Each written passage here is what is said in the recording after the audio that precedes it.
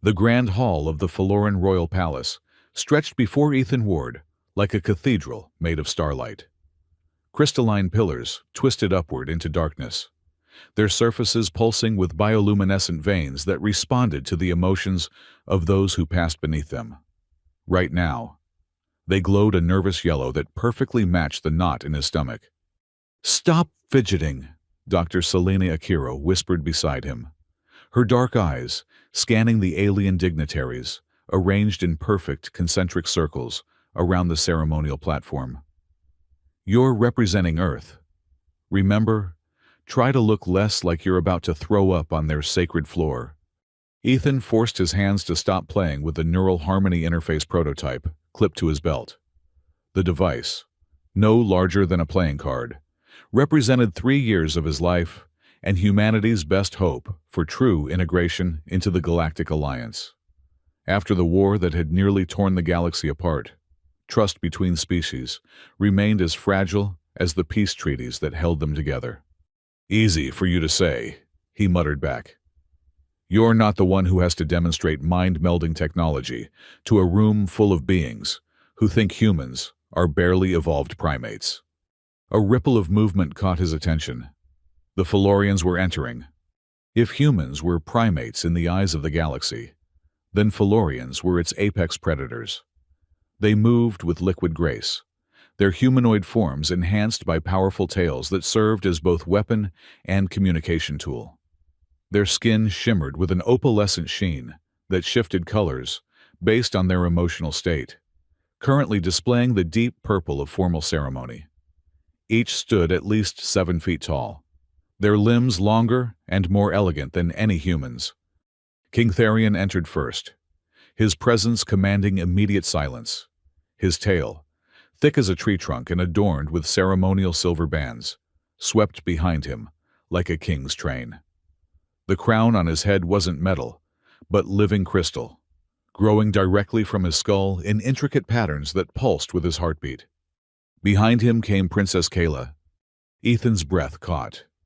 He'd seen hollows of her, of course, but they hadn't captured the way she moved like a dancer, even in formal robes, or how her tail, sleeker than her father's but no less powerful, seemed to have a mind of its own, curling and uncurling with barely restrained energy. Her skin flickered between purple ceremony and something else, a color Ethan couldn't quite identify. Her eyes, large and multifaceted like cut gems, swept the room and paused on him for just a moment. In that instant, the neural harmony interface at his belt grew warm. "That's interesting," Celine murmured. The device just registered a compatibility spike, without even being activated. Before Ethan could respond, King Therion's voice boomed across the hall, his words translated through the universal communicators they all wore. "Welcome, representatives of the Galactic Alliance, to this Unity Day celebration. Today marks 1 solar cycle since the end of our Great War. 1 year of peace, bought with blood and sustained by hope." The crowd murmured approval, a sound like wind through alien trees. Ethan noticed the Oryx Consortium delegates, standing apart from the others, their mechanical augmentations gleaming dully in the bioluminescent light. Where other species had sent diplomats, Oryx had sent what looked suspiciously like military tacticians. "As tradition demands," King Therion continued, "we begin with the ceremony of understanding. Who will demonstrate their commitment to our united future?" This was Ethan's cue. His legs felt like jelly as he stepped forward, Celine close behind. The crowd parted, creating a path to the ceremonial platform where an ancient throne sat empty, a relic from Felora's pre-spaceflight era, carved from a single piece of star coral. "Your Majesty," Ethan began, his voice steady despite his nerves. "I am Ethan Ward of Earth, and I offer the Neural Harmony Interface as our contribution to understanding. This technology allows different species to share thoughts and emotions directly, bridging the gaps that language cannot." A commotion erupted near the Oryx delegation. One of their representatives, more machine than organic at this point, stepped forward. "This is an abomination," he declared, his voice a synthesized rasp. "The human offers mental contamination disguised as unity. Their weak minds would pollute our thoughts, dilute our strength." Princess Kayla moved then. So fast, Ethan barely saw it. One moment she stood beside her father. The next, she was between Ethan and the Oryx representative.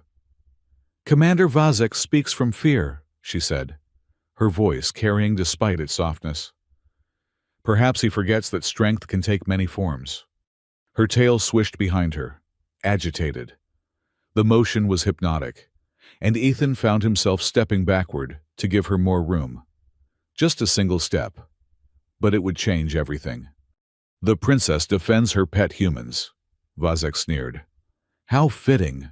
Tell me, Your Highness, will you also defend them when their technology enslaves our minds, when their harmony becomes control?" Kayla's skin flashed through a spectrum of colors: anger, disgust, something that might have been pity. Her tail lashed out in a gesture Ethan didn't understand, but that made several Felorians in the crowd gasp. "I defend progress," she declared. "I defend the future where my children will not fear the thoughts of others, where understanding replaces suspicion." She turned to face Ethan, and her expression softened. "Show us, Ethan Ward. Show us what humanity offers." Ethan's hand moved to the neural harmony interface, but his attention was entirely on her, the way her multifaceted eyes seemed to see straight through him, the graceful curve of her neck, the way her tail had curled protectively around the space between them and the Oryx delegation. Yes, of course," he stammered, fumbling with the device. That's when it happened. Kayla turned back to address Vazek, her tail whipping around with the motion. The appendage, powerful enough to shatter stone, caught Ethan squarely in the chest. He flew backward, the neural harmony interface flying from his hands, his body airborne for what felt like an eternity before. Thump! He landed squarely on the ancient throne. The hall erupted. Guards reached for weapons. Dignitaries cried out in a dozen languages. The bioluminescent pillars flared brilliant white. And through it all, Ethan sat frozen on the throne, his mind trying to process what had just happened. According to Feloran law, anyone who sat on the throne during Unity Day had to prove their worthiness or face execution. It was a tradition from their warrior king era, never invoked because no one was foolish enough to approach the throne, let alone sit on it. Ethan waited for the guards to drag him away. Instead, he heard laughter. King Therion was laughing a sound like boulders tumbling down a mountain. He clapped his massive hands together, his tail swaying with mirth. "He fits!" The hall fell silent again, confused.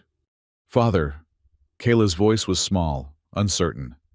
Her skin had gone pale, a color Ethan now recognized as fear. "Look at the throne, daughter. Look carefully." Everyone looked. Ethan looked down at himself, at the ancient seat beneath him. And then he saw it. The star coral was glowing. Faint lines of light spread from where he touched it, forming patterns that matched the neural pathways the interface was designed to map. "Impossible," someone whispered. King Therion stepped forward, his expression shifting from mirth to something more complex. "The throne of Felora is not just stone, friends.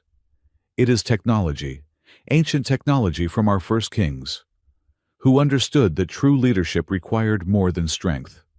It required—" He paused, studying Ethan with those alien eyes. "Empathy, the ability to feel what others feel, to understand without words. The throne has sat empty for 300 years. An elderly Felorian called out. "No one has been able to activate it since Queen Mirava's death. And now a human has," Therion said softly. "A human whose people we dismissed as weak, whose minds we called simple." He turned to address the full assembly. "The throne has chosen. By ancient law, Ethan Ward must now prove his worth through the trial of hearts, or forfeit his life. But more than that. His gaze found his daughter, who stood frozen, her tail wrapped tightly around her own waist in a gesture Ethan was beginning to understand meant extreme distress. By accidentally placing him on the throne, Princess Kayla has invoked the Protector's claim. She is now bound as his guardian throughout the trial. Success means he becomes an honorary member of the royal family. Failure. He didn't need to finish. This is ridiculous. Vazek's synthesized voice cut through the murmur of the crowd. You would elevate this primitive based on an accident. The Oryx Consortium will not stand for this mockery of... The Oryx Consortium will respect Faloran law while on Faloran soil. Tharion's voice dropped to a growl that made Ethan's bones vibrate. Or they will leave. Choose. Vazek's mechanical parts whirred and clicked in what Ethan assumed was frustration. But he stepped back. Celine had somehow made her way to the platform. She knelt beside the throne, her scientific mind clearly racing. Ethan. The throne, it's interfacing with your neural patterns. It's like a massive version of our technology, but organic. How do you feel? How did he feel? Like he'd been hit by a truck with a tail. Like the universe had suddenly decided to play the galaxy's worst practical joke on him. Like, warm, he said finally. I feel warm, and I can sense. He paused, not sure how to explain the feeling. It's like there are other minds at the edge of my perception, waiting. The throne remembers, King Tharion said. Every ruler who has sat there, every decision they made, every emotion they felt while making it.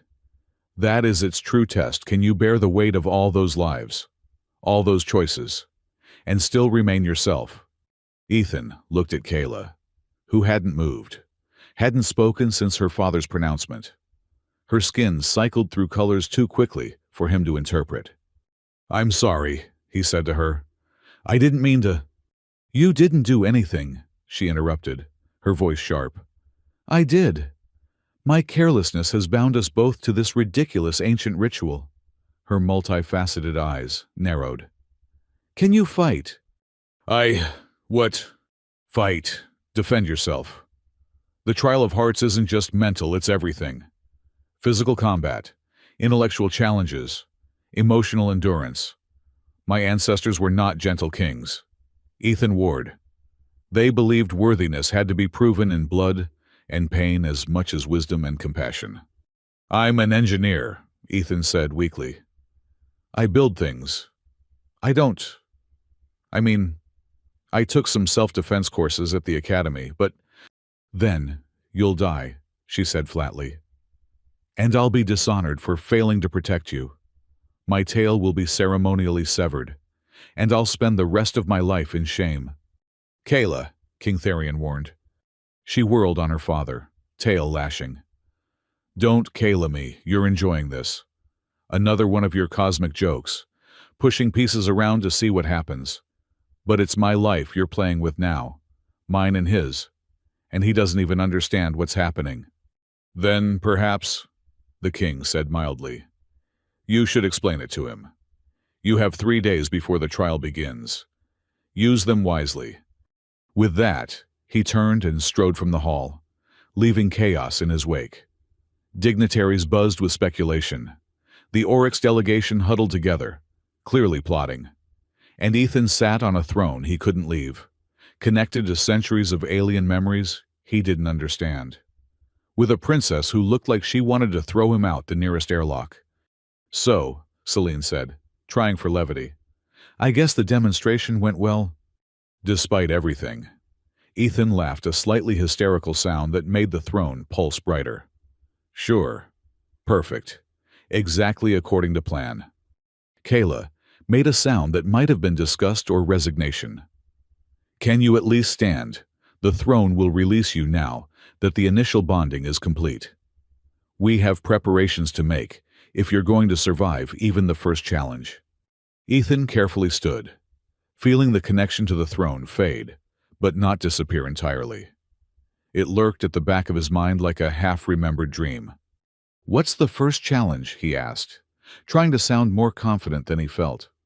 Kayla's smile was all teeth, far too many teeth for Ethan's comfort. "Combat. Of course. You'll fight me." "I'm sorry, what?" "The Protector's claim means I stand as your guardian. But tradition demands I also be your first opponent. I must test you without killing you, prove to the witnesses that you're worth protecting." Her tail swished, in what Ethan was beginning to recognize as anticipation. "Try not to die too quickly. It would be embarrassing for both of us." As she stalked from the hall, Ethan touched the neural harmony interface, still somehow clipped to his belt.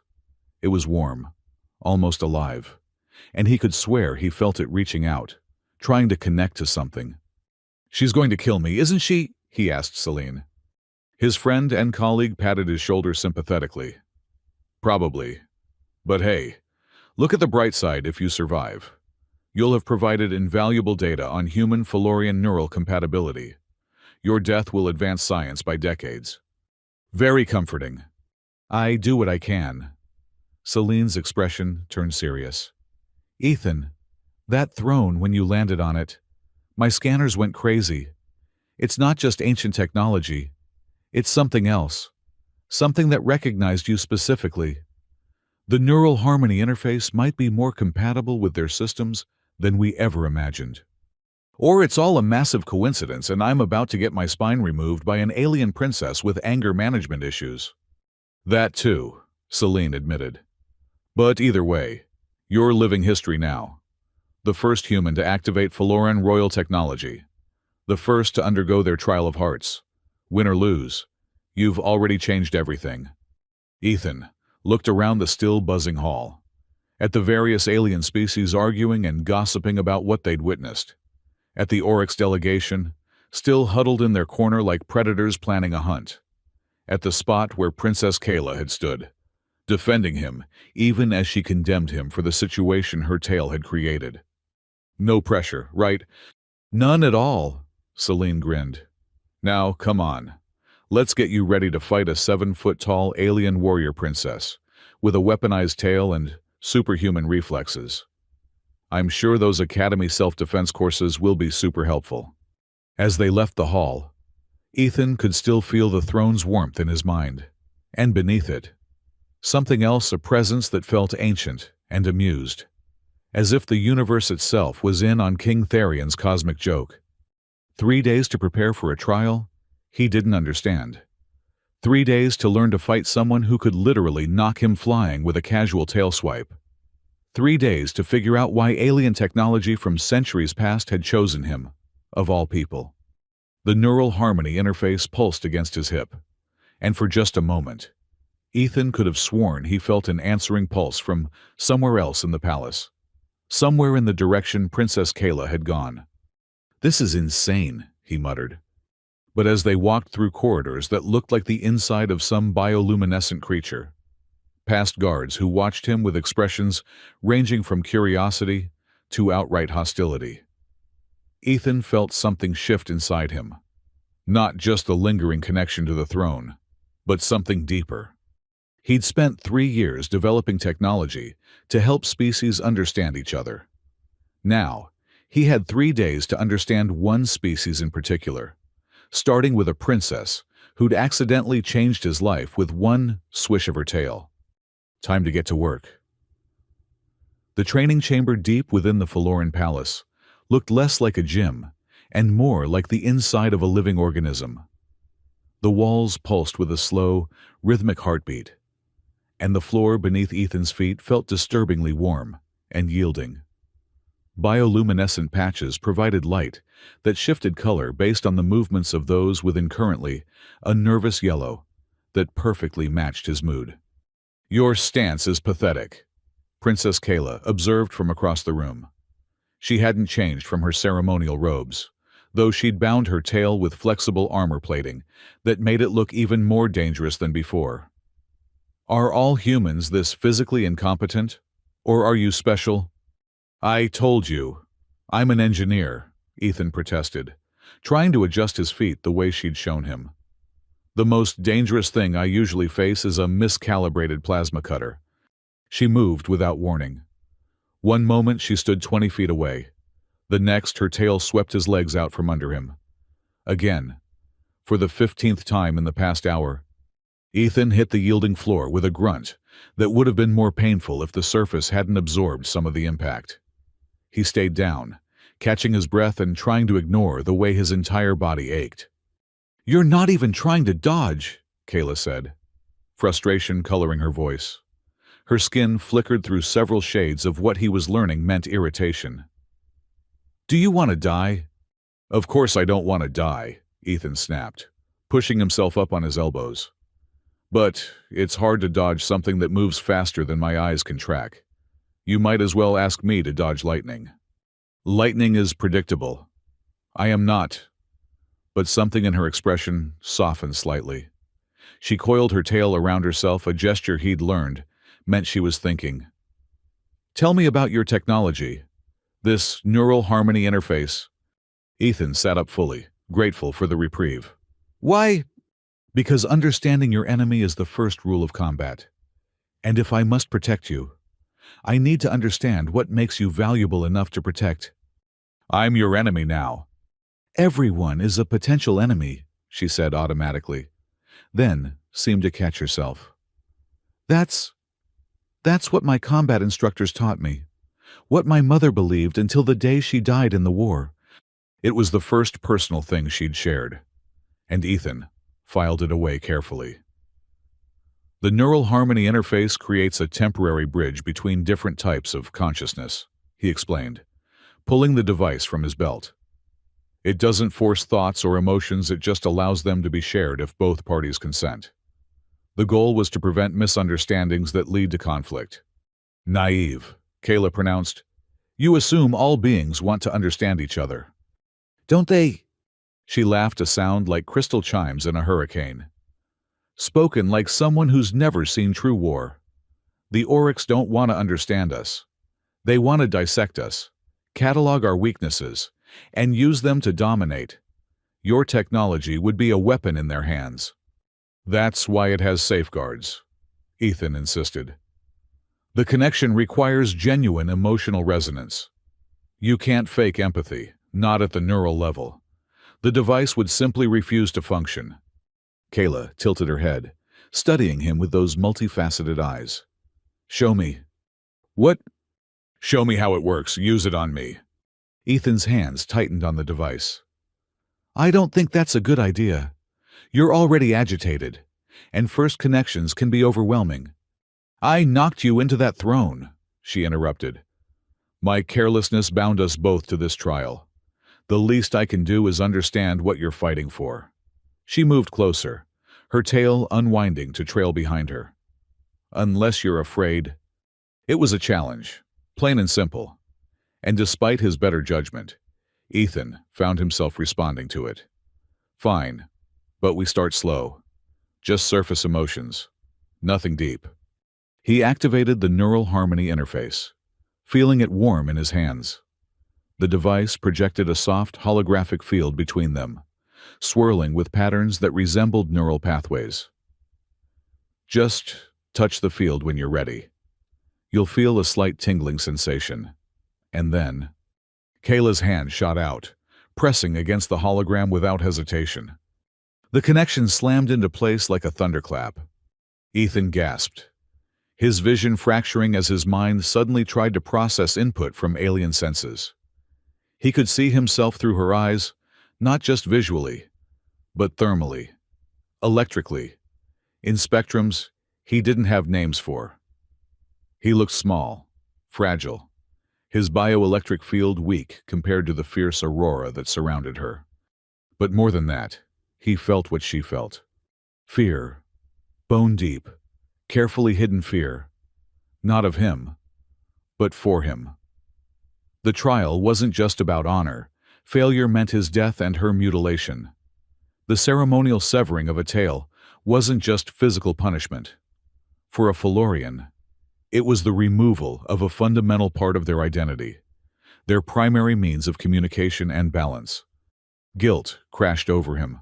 Her guilt, every harsh word, every brutal knockdown in training, was colored by the knowledge that her momentary carelessness had condemned him. She was trying to save his life, the only way she knew how, by making him harder to kill. And underneath it all, a flicker of something else. Interest, curiosity, a grudging respect for someone who would share his mind so openly with a stranger who'd done nothing but hurt him since they met. The connection lasted only seconds before Kayla jerked back, breaking contact. The training room's bioluminescent patches flared through a wild spectrum of colors, responding to the emotional chaos. "That was—" she started, then stopped. Her skin rippled with colors Ethan had never seen before. "Intense," he finished. "First connections usually are. The device needs time to calibrate to non-human neural patterns. So—" "I felt you," she interrupted. "Not just your thoughts. I felt how you see me, how you see us." She wrapped her tail around herself again, a defensive gesture. "You don't think we're superior. You don't think we're inferior. You just think we're different." "Why would I think anything else?" "Because everyone does." The words burst out of her. "The Oryx see us as obstacles to their expansion. The Ethereals view us as primitive for still having physical bodies. Even our allies judge us too warlike, too tradition-bound, too alien." She laughed bitterly. "And humans. We dismissed you as barely sentient newcomers, children playing at being a spacefaring species. But in your mind, we're just people. Different people, but people." "That's what the neural harmony interface is for," Ethan said softly. "To remind us that underneath all the differences, we're all just trying to survive and thrive in this vast universe." She was quiet for a long moment, then uncoiled her tail with visible effort. "Get up. We train differently now." "Differently how?" "Before, I was trying to make you fight like a Felorian. Stupid. You'll never match our speed or strength." She began to pace, her tail swishing thoughtfully. "But that connection, you didn't fight it, didn't try to shield your thoughts or protect your ego. You just opened. That takes a different kind of strength. So we stop trying to overcome your weaknesses and start building on your strengths." She smiled, a real smile this time, not the threatening display of teeth from before. "Tell me, Ethan Ward, have you ever heard of combat dancing?" Combat dancing. An ancient Felorian art, originally developed for courtship rituals, but adapted for warfare. It's not about strength or speed. It's about reading your partner, anticipating their movements, becoming an extension of their will. Her tail traced patterns in the air. "If you can read my emotions through your technology, perhaps you can learn to read my body through movement." "You want me to dance with you?" "I want you to survive," she corrected. "And since traditional combat training clearly isn't working, we adapt. My great-grandmother used combat dancing to defeat 17 challengers for my great-grandfather's hand. She was half the size of her opponents, but she won because she understood them better than they understood themselves." Ethan stood, his body protesting. "All right, how do we start?" "First, you need to understand how Felorians move." She gestured to the center of the room. "Stand there. Close your eyes." He obeyed, hearing her circle him. The soft whisper of her tail across the floor, the barely audible pad of her feet. The air displaced by her movements touched his skin. "Felorians evolved as ambush predators," she explained, her voice coming from different directions as she moved. "We learned to strike from stillness, to communicate through motion when sound would betray us. Every movement has meaning. Every gesture tells a story. Your human body language is like shouting compared to ours." Something brushed his shoulder, her tail. He realized, so gentle it was barely a touch. "That means attention," she said. "A request to focus." Another touch, firmer, against his lower back. Danger from behind. A sweep across his ankles. "Move now!" Your tail is like another limb, Ethan said, keeping his eyes closed. No, more than that. It's like how humans use their hands to gesture when we speak. Better. It's how we speak when words fail. She was in front of him now. He could feel the warmth of her presence. Open your eyes. He did, finding her inches away. This close. He could see the individual facets of her eyes, like looking into a kaleidoscope. The first challenge of the trial is combat. Yes, she said. But combat doesn't always mean fighting. Sometimes it means surviving. Sometimes it means understanding. Sometimes. She stepped back, raising her tail in a formal arch. It means dancing. Music filled the chamber, if it could be called music. The sounds were alien, rhythmic, but following patterns that didn't match human musical theory. The bioluminescent walls pulsed in time with it. Follow my lead, Kayla commanded, and try not to step on my tail. What followed was the strangest hour of Ethan's life. Kayla moved through forms that seemed part martial art, part dance, part three-dimensional geometry lesson. At first, he stumbled, always a beat behind, his human body struggling to interpret movements designed for a species with an extra appendage. But gradually, something clicked. It started when he stopped trying to mirror her exactly and began responding to her movements instead. When she swept left, he moved right. When her tail created space, he filled it. It wasn't about copying it, was about conversation. Better, she said, approval coloring her voice. Now, defend. Her tail whipped toward him, but slower than before. He didn't try to block it. He'd learned that lesson painfully. Instead, he stepped into the arc of its movement, letting it pass over his shoulder while he moved closer to her center of gravity. She spun away.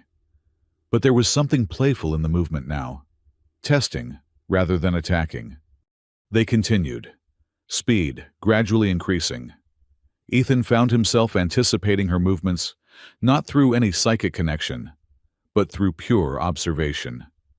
The way her weight shifted before a strike, the telltale tension in her shoulders before a spin.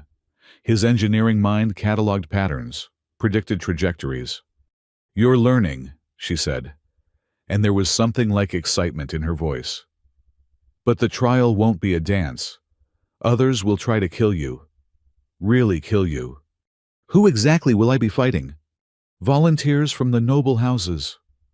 Those who think a human on the throne is an insult to Faloran tradition. She executed a complex maneuver that forced him to duck and roll. There are many who agree with Commander Vazek, even if they won't say so publicly. And you, what do you think about a human on the throne? She paused mid-movement, her tail freezing in an elegant arc. I think the throne chose you for a reason. My great-grandmother told stories of the last ruler to activate it, Queen Mirava the Empathic. She could feel the pain of every citizen, understand the needs of even the lowest castes. It drove her mad eventually, but her reign brought 3 centuries of peace. That's not encouraging. The throne's gift is also its curse, Kayla agreed. But you have something Mirava didn't, your technology. Perhaps it will help you filter the connection, control it instead of being consumed by it.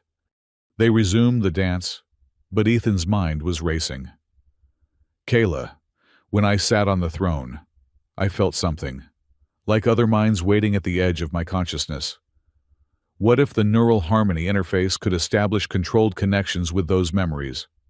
You want to commune with dead kings? She sounded skeptical. Not commune. Learn. If the throne holds the experiences of past rulers, understanding them could help me survive the trial, know what they faced, how they overcame it. She considered this. It's never been done. But then, no off-worlder has ever activated the throne before. The old rules might not apply to you. A chime echoed through the chamber, and the music stopped. Kayla stepped back, her skin shifting to formal purple. Time's up, she announced. The council has summoned us. Already, but we just started making progress. Which is why they're summoning us. Her expression darkened. Someone's been reporting to them. Probably Vazek's spies. They know about your device, about our training. They want to assess the threat you represent. I'm not a threat. Aren't you? She gestured to the space between them. In 1 hour, you've learned more about Felorian movement than most xenobiologists learn in years. You've touched my mind and didn't recoil from the alienness.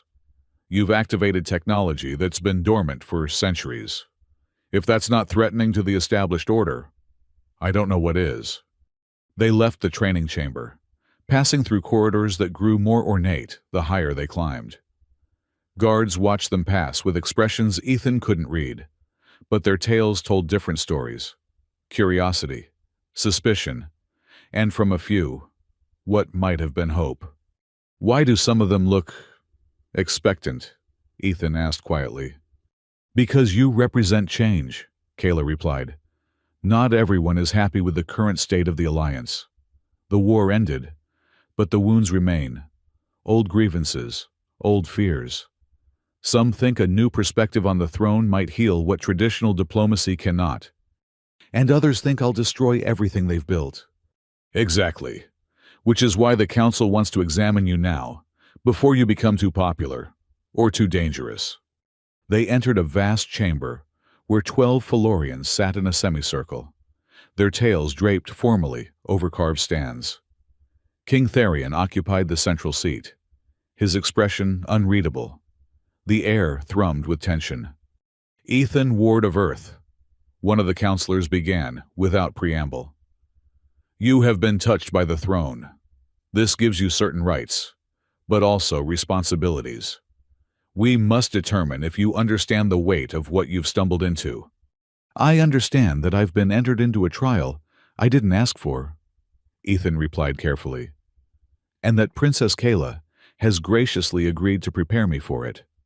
Graciously, another counselor scoffed. She had no choice.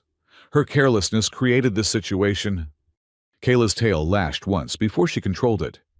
Ethan felt a surge of protective anger that surprised him. With respect, he said, the princess's actions, intentional or not, revealed something important. The throne responded to me. That has to mean something. It means you're an anomaly, a third counselor interjected. A glitch in ancient systems, nothing more. Then, let the trial prove it. King Therion spoke for the first time. That is its purpose, after all, to test worthiness beyond doubt. The human has technology that could compromise the trial's integrity, the first counselor argued. This neural harmony device, it could give him unfair advantage. Or get him killed faster. Therion countered mildly. The trial adapts to each challenger. If Ethan Ward brings new tools, the trial will test them accordingly. Your Majesty, Commander Vazek's mechanical voice came from the shadows. The Oryx representative stepped forward, uninvited. The consortium has concerns about this unprecedented situation. A human on the Feloran throne could destabilize carefully balanced power structures. Since when does the consortium concern itself with Feloran succession? Kayla demanded. Since that succession affects the entire alliance, Vazek replied smoothly. We've invested too much in the current peace to see it shattered by amateur experimentation. You mean you've invested too much in the current power balance, Ethan said, understanding clicking into place. The Oryx benefit from humanity's low status in the Alliance. We're relegated to junior partnership. Our colonies subject to oversight. Our technology shared freely, while others remain proprietary. If a human proves worthy of Feloran recognition. Careful, boy. Vazek's synthesized voice carried menace. You speak of matters beyond your comprehension. Do I? Ethan pulled out the neural harmony interface. Would you like to share your real thoughts on the matter, Commander? Let everyone here feel what you really think about human advancement. The Oryx went very still. Around the room, tails twitched with interest. You would violate my mind, Vazek asked softly. I would offer transparency. Ethan corrected. The same transparency I offered Princess Kayla. The same I'll offer anyone who doubts my intentions. Can you say the same? Enough, King Therion commanded. The trial will proceed as tradition demands. 3 days from now, Ethan Ward will face his first challenge, combat in the ancient way, with Princess Kayla as both his first opponent and his protector. This is decided. And if he survives, the skeptical counselor pressed. Therion smiled that same knowing expression from the throne room. Then we'll all learn something interesting about the nature of worthiness, won't we? The council dispersed, but Vazek lingered, approaching Ethan and Kayla as they prepared to leave. You've made an enemy today, human, he said quietly. The consortium has long memories. Is that a threat? Kayla's tail coiled dangerously. An observation. Your pet may have activated old technology, but he remains fragile, flesh and bone against the march of progress. The Oryx have evolved beyond such limitations. His mechanical parts whirred as he leaned closer. What will your empathy accomplish against those who've surgically removed their capacity for it? He left without waiting for an answer. Well, Ethan said after a moment, he seems nice. Despite everything, Kayla laughed. You have a gift for understatement. Come, we have more training to do. And now I think we need to add threat assessment to your lessons. As they walked back through the palace, Ethan noticed more guards watching them, more tails twitching with what he was learning to recognize as anticipation. Word was spreading a human had activated the throne. Change was coming, whether the council wanted it or not. Kayla, he said quietly, thank you for teaching me, for protecting me despite the cost to yourself. She glanced at him, her skin shifting through colors he was beginning to understand: surprise, consideration, something warmer. Don't thank me yet, she said. You haven't survived the first day of the trial, but, she paused, choosing her words carefully. You're not what I expected. Ethan Ward, when I first saw you in the throne room, I thought you were just another soft human, playing with technology you didn't understand. But there's something else there. Something that makes the throne sing and my instincts confused. What kind of something? She didn't answer directly. Instead, her tail brushed against his shoulder, the gesture for attention she'd taught him. But there was something else in it. A lingering contact that meant more than simple communication. Ask me again if you survive the trial, she said. For now, concentrate on staying alive long enough to find out. They had 2 days left. 2 days for Ethan to transform from an engineer into someone who could survive ritual combat with alien warriors. 2 days to understand technology, centuries old, and purposes he could only guess at. 2 days to unravel the growing conspiracy around them. But as they entered the training chamber again, as Kayla began to move through forms he was starting to understand, Ethan felt something he hadn't expected: hope. Not just for survival, but for something more. A future where human empathy and alien tradition could merge into something neither species had imagined. The neural harmony interface pulsed warm against his side, and somewhere in the palace, he could feel the throne waiting to test him, to judge him, to possibly transform him into something bridge between worlds. Time to earn it. The night before the trial, Ethan couldn't sleep. He stood on the balcony of his assigned quarters, watching Felora's 3 moons trace their paths across an alien sky. The city below pulsed with bioluminescent life. Buildings that grew rather than were built. Streets that shifted like living arteries. Everything here was organic, interconnected, alive in ways that made his engineer's mind race with questions he'd never have time to answer. Nervous, he didn't turn at Kayla's voice. Somehow, he'd sensed her approach a new awareness that had been growing stronger over the past 2 days of training. Terrified, he admitted. I've run the probabilities. Even with your training, my chances of surviving tomorrow are... Numbers won't help you now. She moved to stand beside him, her tail curling around the balcony railing. In the moonlight, her opalescent skin shimmered like pearl. My mother used to say that courage isn't the absence of fear. It's acting despite the fear. Your mother sounds wise. She was, until wisdom wasn't enough. Kayla's expression darkened. She died in the first days of the war, trying to negotiate with the ethereals. She believed words could bridge any gap. She was wrong. I'm sorry. Don't be. Her death taught me something valuable, that understanding alone isn't enough. You need strength to protect what matters. She turned to face him. Which is why what you're doing terrifies me.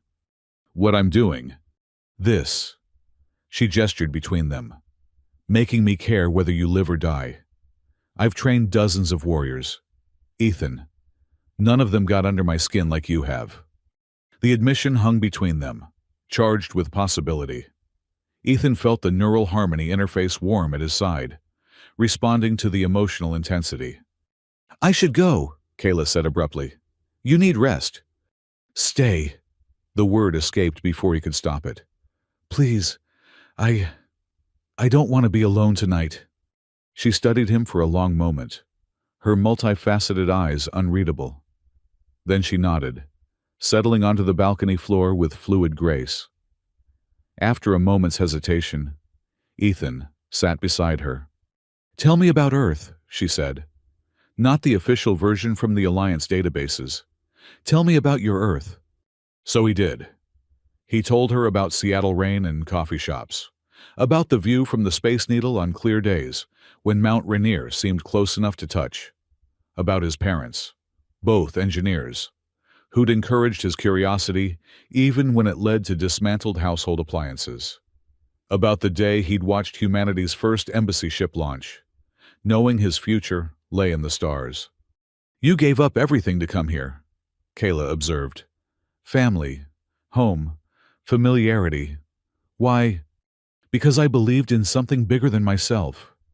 The idea that different species could find common ground, that technology could bridge gaps evolution created. He laughed softly. Naive. Right. No. Her tail brushed against his hand, a gesture of comfort he'd learned during training. Hopeful. There's a difference. What about you? What drives the warrior princess who knocks unsuspecting humans into ancient thrones? She smiled at that. A real smile that transformed her face. Duty, mostly. I am my father's daughter, heir to traditions stretching back millennia. But lately, she trailed off, skin shifting through speculative colors. Lately, I wonder if tradition is a cage as much as a comfort. We do things because they've always been done, never asking if they should still be done. She looked at him directly. Then you literally fell into our most sacred tradition, and suddenly everything seems negotiable. Is that good or bad? I don't know yet. Ask me after tomorrow. They sat in comfortable silence, watching the moons dance. Ethan became aware of how close she was, how her warmth seemed to radiate differently than human body heat. When she shifted, her tail curled slightly around his waist, not constraining, just present, acknowledging connection. Kayla, he started, then stopped, unsure how to voice what he was feeling. I know, she said softly. I feel it too. This pull between us. It's not just the situation or the forced proximity. There's something else. The throne, Ethan said. When I activated it, I felt recognition, like it was waiting for something. What if it wasn't just waiting for me, but for us, for this connection? The throne chooses based on empathy, Kayla mused. And empathy requires understanding between differences. A human and a Felorian, connected by accident and choice both. It would appeal to the throne's purpose. Or we're reading too much into cosmic coincidence. Perhaps. But my grandmother used to say the universe doesn't deal in coincidence, only convergence. Her tail tightened slightly. Ethan, tomorrow, when we fight. You'll do what you have to do, he said. I understand. The forms must be observed. The forms be damned, she said fiercely. I won't let you die. Not for tradition, not for politics, not for anything. The trial demands I test you without killing you, and I intend to interpret that very literally. Won't that anger the council? Let them be angry. I've already been dishonored by creating this situation. What's a little more scandal? But there was pain in her voice, the weight of disappointing expectations. Ethan made a decision. He pulled out the neural harmony interface, holding it between them. One more connection before tomorrow, so we understand each other completely. She looked at the device, then at him. Deeper this time. As deep as you're comfortable with? I'm not sure comfortable is the right word for anything about you, Ethan Ward. But she reached for the interface. This time, the connection was smoother. The device having learned her neural patterns, but the depth was exponentially greater. Ethan didn't just feel her emotions, he experienced her memories. A young Kayla, tail barely formed, watching her mother leave for negotiations that would kill her. The weight of being heir, not just to a throne but to a species' survival. Years of combat training that were as much about suppressing softness as building strength. The moment she first saw him in the throne room, foreign and fragile, and somehow exactly where he was supposed to be. In return, he shared his own depths.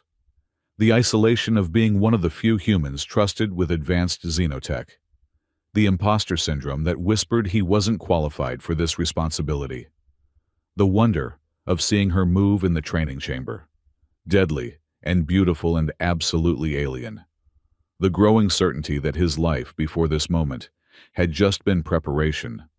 When they broke the connection, both were breathing hard. Kayla's skin cycled through colors so rapidly, it was almost hypnotic. That was, she began. Yeah, he agreed. We can't, this changes things. Everything's already changed. She stood abruptly, her tail unwinding from around him. I should go. You need sleep. Tomorrow. Tomorrow we dance, he finished, and then we survive whatever comes next. She paused at the door, looking back. Ethan, that thing you felt but didn't put into words, I feel it too. Then she was gone, leaving him alone with 3 moons and the weight of unspoken possibilities. Morning came too soon. Ethan woke to find formal armor waiting for him, Felorian design modified for human physiology. It was lighter than he expected, the surface covered in scales that shifted like liquid mercury. A note from Kayla explained it would adapt to impacts, hardening where needed while maintaining flexibility. Dr. Celine Akiro arrived as he was figuring out the clasps. Looking very warrior prince, she said, but her usual humor was strained. How are you feeling? Like I'm about to fight someone I care about in front of people who want me dead. So, you know, great. At least your sarcasm's intact. That's good. You'll need it. She pulled out a scanner, running it over him. The neural harmony interface has some interesting readings. Your compatibility with Felorian neural patterns has increased by 300% over baseline. Is that good? I have no idea. We're in uncharted territory. She pocketed the scanner. Ethan, I need you to know what you're doing here.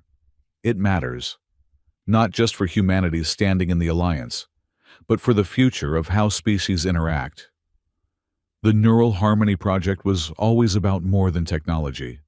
It was about proving empathy could be systematized without losing its essence. No pressure, right? All the pressure. But if anyone can handle it, it's the engineer who spent 6 months living with the mollusca colony to understand their consciousness architecture. Ethan groaned. Please don't remind me about the mollusca. I still have nightmares about thinking in spirals. A chime signaled it was time. Celine gripped his shoulder. Whatever happens, I'm proud of you. Earth is proud of you. Now go show them what human resilience looks like. The arena was unlike anything Ethan had imagined. Not a simple combat ring, but a vast spherical chamber where gravity itself could be manipulated. Platforms floated at various heights, connected by bridges of solidified light.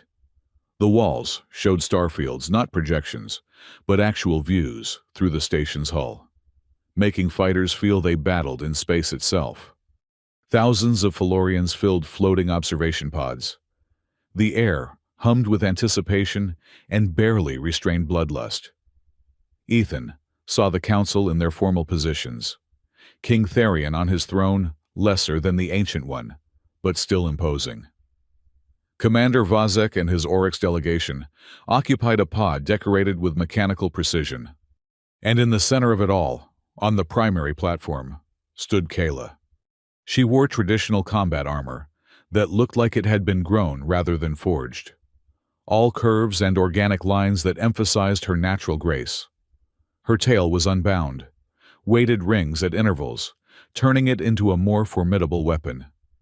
Her expression was closed, formal, giving nothing away. "Ethan Ward of Earth," a voice boomed through the chamber. "You have claimed the right of trial by activating the throne of Felora. Do you maintain your claim?" "I do," Ethan called back, proud his voice didn't shake. "Princess Kayla of Felora, you stand as both challenger and protector. Do you accept this burden?" "I do." Her voice was steady, but Ethan caught the slight shift in her skin tone, anxiety beneath the control. "Then let the dance begin. May wisdom guide your steps and honor crown the victor." A tone sounded, and everything changed. Kayla moved like lightning, her tail whipping toward him with lethal force. But Ethan was already moving, the past days of training taking over. He didn't try to match her speed. He read her intention in the set of her shoulders, the distribution of her weight. He ducked under the tail strike, rolling forward to close distance. She spun away, but he anticipated it, positioning himself to limit her movement options. They fell into the rhythm they'd discovered in training, not combat, but conversation. Each move a word in a language only they understood. The crowd murmured, confused. This wasn't the brutal display they expected. It was something else, something that looked almost like... "Are they dancing?" someone whispered. They were. The combat forms Kayla had taught him flowed naturally into the movements they'd practiced. Strike became gesture. Dodge became response.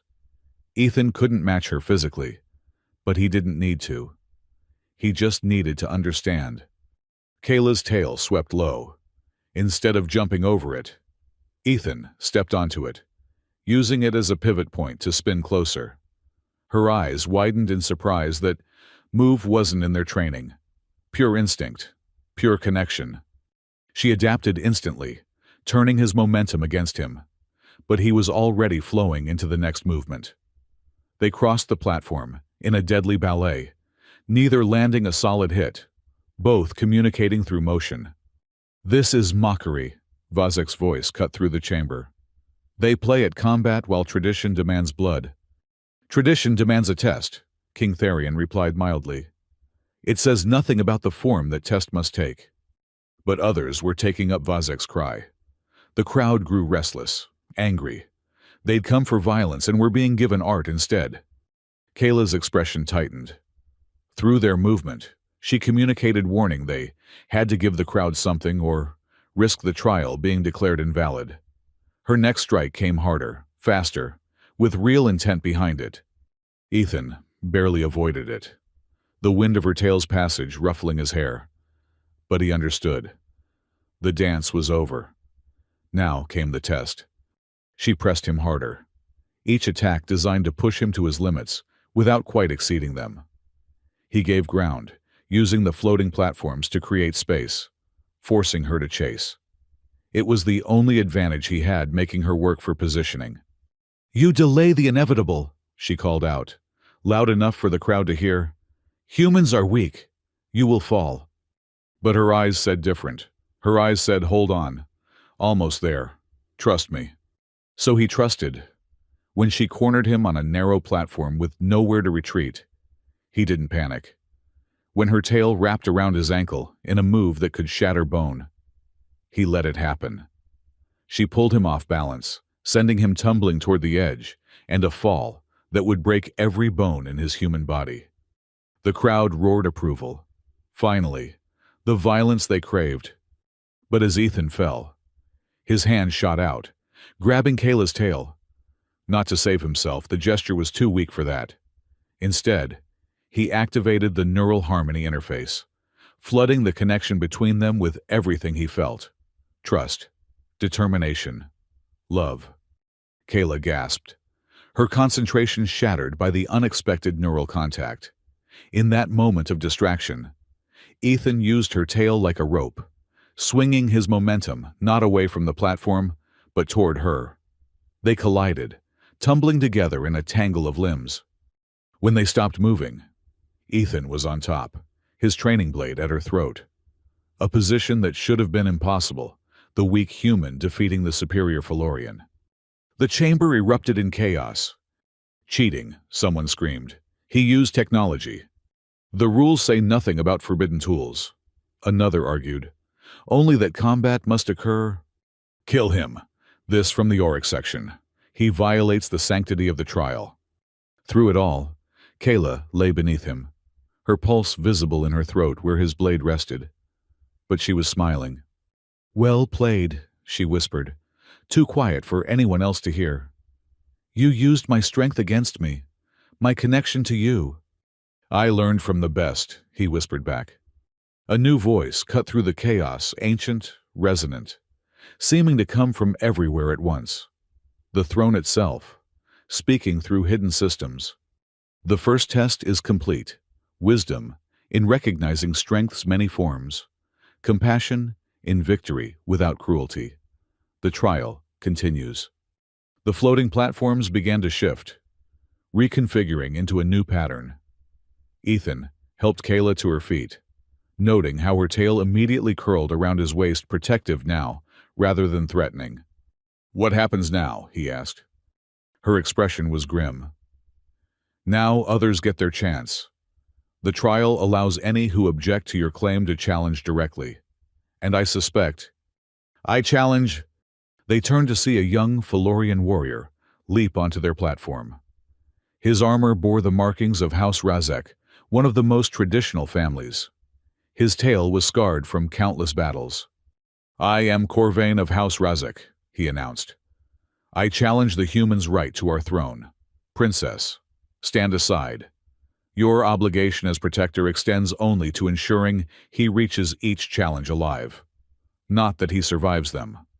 Kayla's tail tightened around Ethan. "Corvain, this is not—" "Stand aside," he repeated, "or share the human's fate. My house will not see centuries of tradition shattered by an off-world accident." More warriors were entering the arena.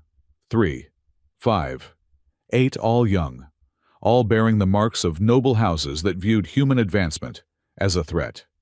"So much for single combat," Ethan muttered. "The trial allows it," Kayla said quietly. "Multiple challengers can declare at once. I can protect you between fights, ensure you get rest and treatment, but I can't interfere during combat itself." "How many do you think will challenge?" She surveyed the gathering warriors. "All of them, eventually. Every house that fears change. Every warrior who sees you as an easy path to glory." Her expression hardened. "But they'll have to go through me first." "Kayla, you can't—" "I can declare the right of sequential combat. They face you one at a time, with recovery periods between. It's the most protection I can offer within the rules." She raised her voice. "I invoke the right of sequential combat for my charge. Who disputes this?" Vazek stood in his observation pod. "The Oryx Consortium disputes. The human has shown he'll use technology to cheat. He should face his challengers simultaneously, as tradition demands of those who bring dishonor to the trial." "What dishonor?" King Therion asked. "He used the tools at his disposal. The throne itself validated his victory." "The throne's judgment is compromised," Vazek declared, "corrupted by alien influence. I move for trial by mass combat. Let the human face all challengers at once and prove his worth beyond doubt.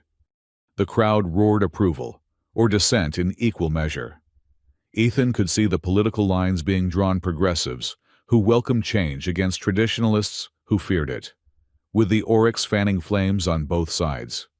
"Father," Kayla turned to the king, "you can't allow this. It's murder disguised as trial." "The law is the law," Therion said, but his expression was troubled.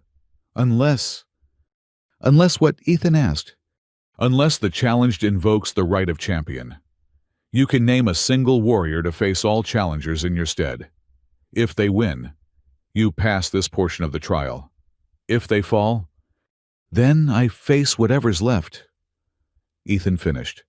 He looked at the gathering warriors, at Vazek's satisfied expression, at Kayla's fierce protectiveness. "How do I invoke this right?" "You name your champion before all witnesses," Therion said. "But choose carefully. Your champion must be willing, and they face potentially lethal combat for your sake. Few would accept such."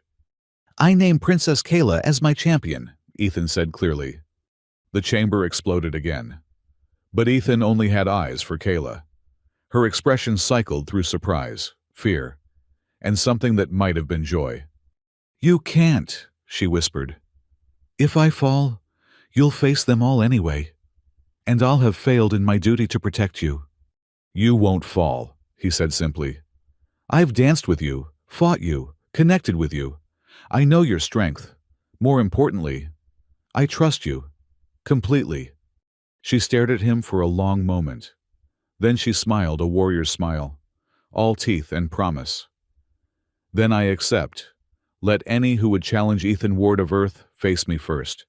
Let them test their tradition against my blade and see which proves stronger." The gathered warriors shifted uneasily. Facing a human was one thing. Facing the princess, trained by the greatest weapons masters of Philora, defender of the realm during the war, that was something else entirely. But Corvain stepped forward, pride overcoming sense. "I'll fight, for the honor of pure Philoran blood and the traditions that made us strong." "Then you'll die for them," Kayla said simply. "But I'll give you one chance to withdraw. All of you. Accept that change comes whether we will it or not. Accept that strength takes forms beyond what our ancestors knew. Accept that a human on our throne might be exactly what we need." "Never!" Corvain snarled. "So be it." Kayla stepped away from Ethan, her tail uncoiling reluctantly. "Witness all I stand as champion for Ethan Ward. His cause is my cause. His life, my responsibility. Any who face him, face me." She drew her blade, not the practice weapon from training, but living steel that sang as it cleared the sheath. Around the arena, the other challengers drew their own weapons. "For Philora!" Corvain shouted, charging. "For the future!" Kayla whispered, and danced to meet him. Kayla moved like liquid death.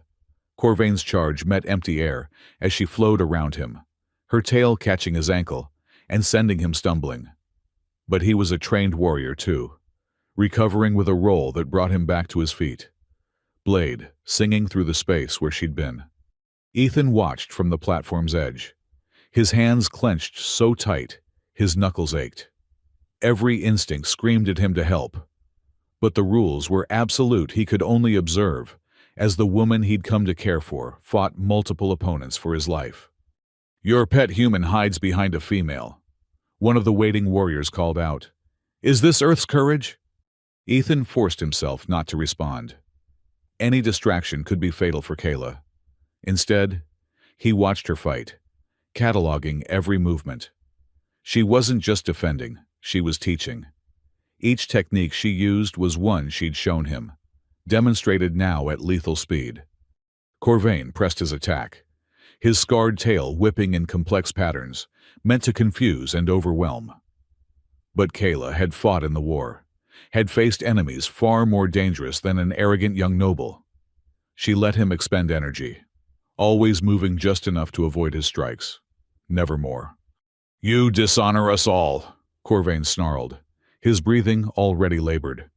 defending an alien who would corrupt our bloodline, our traditions. Our traditions were born from adaptation. Kayla cut him off, parrying a wild swing. Our ancestors changed to survive on Philora. Now, we must change to survive in the galaxy. She struck then, her blade finding the gap in his armor she'd been creating with each deflection. Not a killing blow, she angled it to disable, sending him crashing to the platform with severed armor straps and wounded pride more than flesh.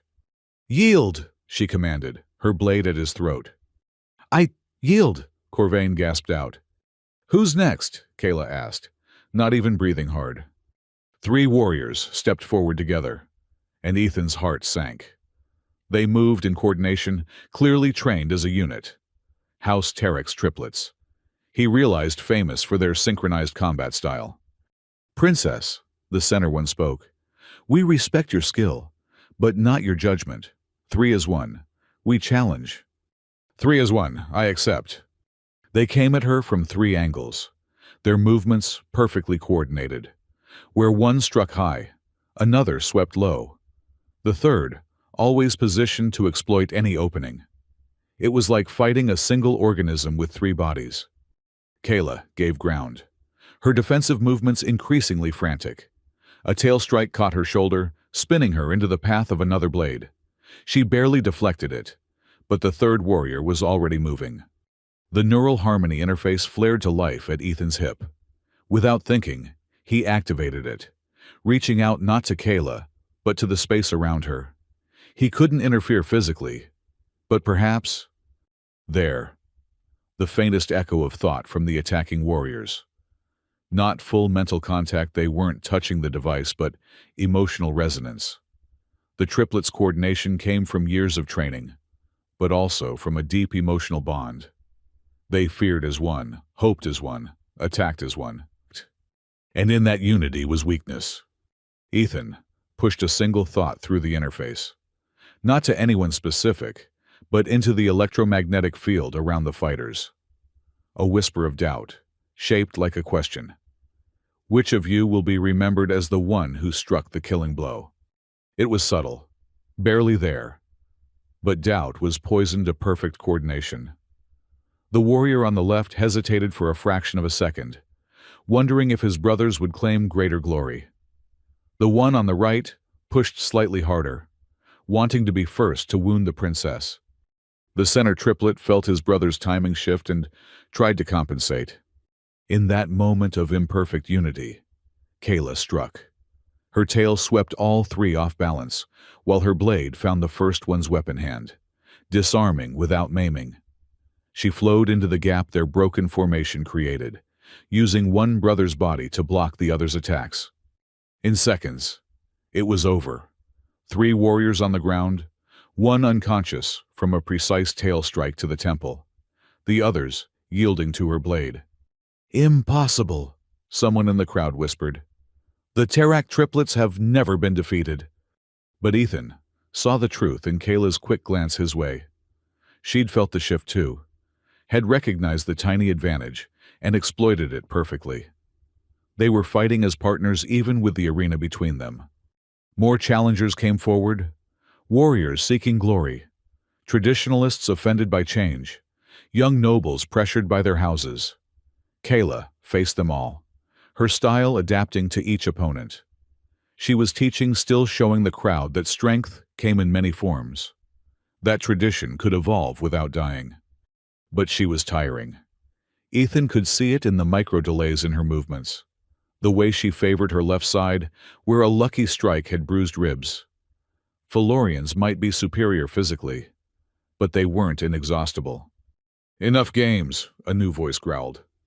The crowd parted for the warrior who stepped forward, massive even by Philorian standards. His tail was armored in segmented metal that turned it into a spiked club. Gorham of House Bane, a war hero whose brutality was legendary, even among his own people. "Gorham," Kayla's voice was carefully neutral. "You would challenge." "I would end this farce," he rumbled. "You play at combat while our purity is threatened. Stand aside, princess. Let me kill the human quickly. It's more mercy than he deserves. You know I won't do that. Then you'll die beside your pet. He didn't wait for further words, launching himself at her with shocking speed for his size. The platform shook under the impact. Where Kayla's previous opponents had fought with skill, Gorham brought raw, devastating power. His tail strikes cracked the platform's surface. His blade, more cleaver than sword, required her full strength to deflect. She gave ground rapidly, using mobility against mass. But the platform had limits, and Gorham knew it. He herded her systematically, cutting off escape routes, forcing her toward corners where her speed meant nothing. Ethan felt helpless rage building. This wasn't combat, it was execution. Gorham wasn't fighting to prove a point or defend tradition. He wanted blood. The neural harmony interface burned against his hip, responding to his emotional spike. Through it, he felt something else, an answering resonance from somewhere above. The throne room. The ancient throne itself was reacting to the trial, to his distress, to the injustice playing out below. Memories not his own, flooded through the connection. Ancient kings faced with similar trials. Champions falling for causes they believed in. The weight of choosing between personal safety and greater good. And underneath it all, a question. What makes a ruler, strength of arm or strength of heart? You tire, princess, Gorham taunted, pressing his advantage. Your human weakens you. Sentiment makes you slow. Kayla's response was a flurry of strikes that would have overwhelmed a lesser opponent. But Gorham absorbed them, accepting minor wounds to maintain his pressure. His massive tail swept in, too fast to fully dodge. Kayla managed to turn a crushing blow into a glancing one, but it still sent her rolling. She came up favoring her right leg, blood seeping through her armor. The crowd's noise split between those calling for mercy and those baying for death.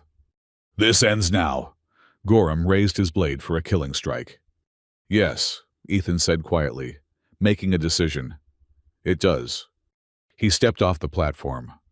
The arena's artificial gravity caught him, but he was already activating the neural harmony interface at full power.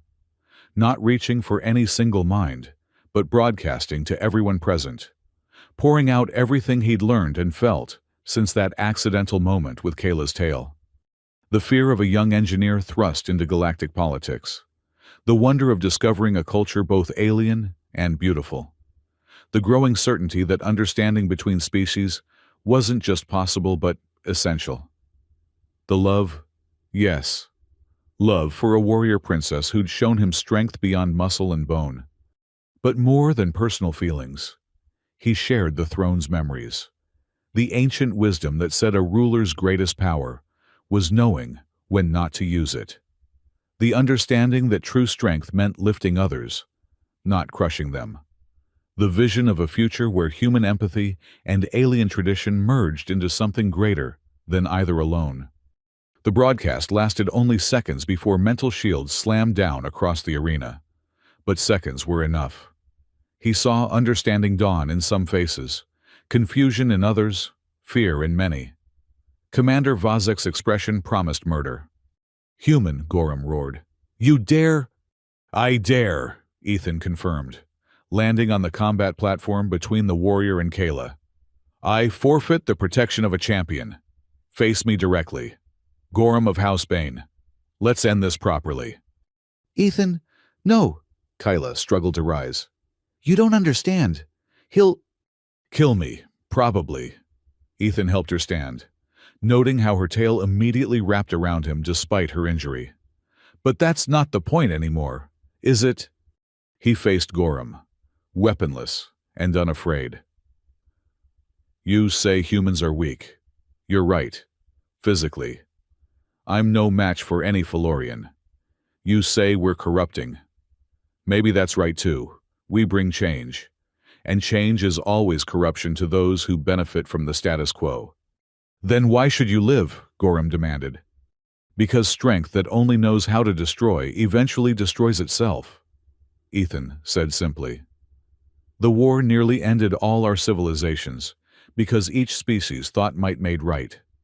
How many more wars will we fight before we learn? Pretty words won't save you, human. No. But they might save us all. Ethan spread his arms, completely vulnerable. So, make your choice. Gorham.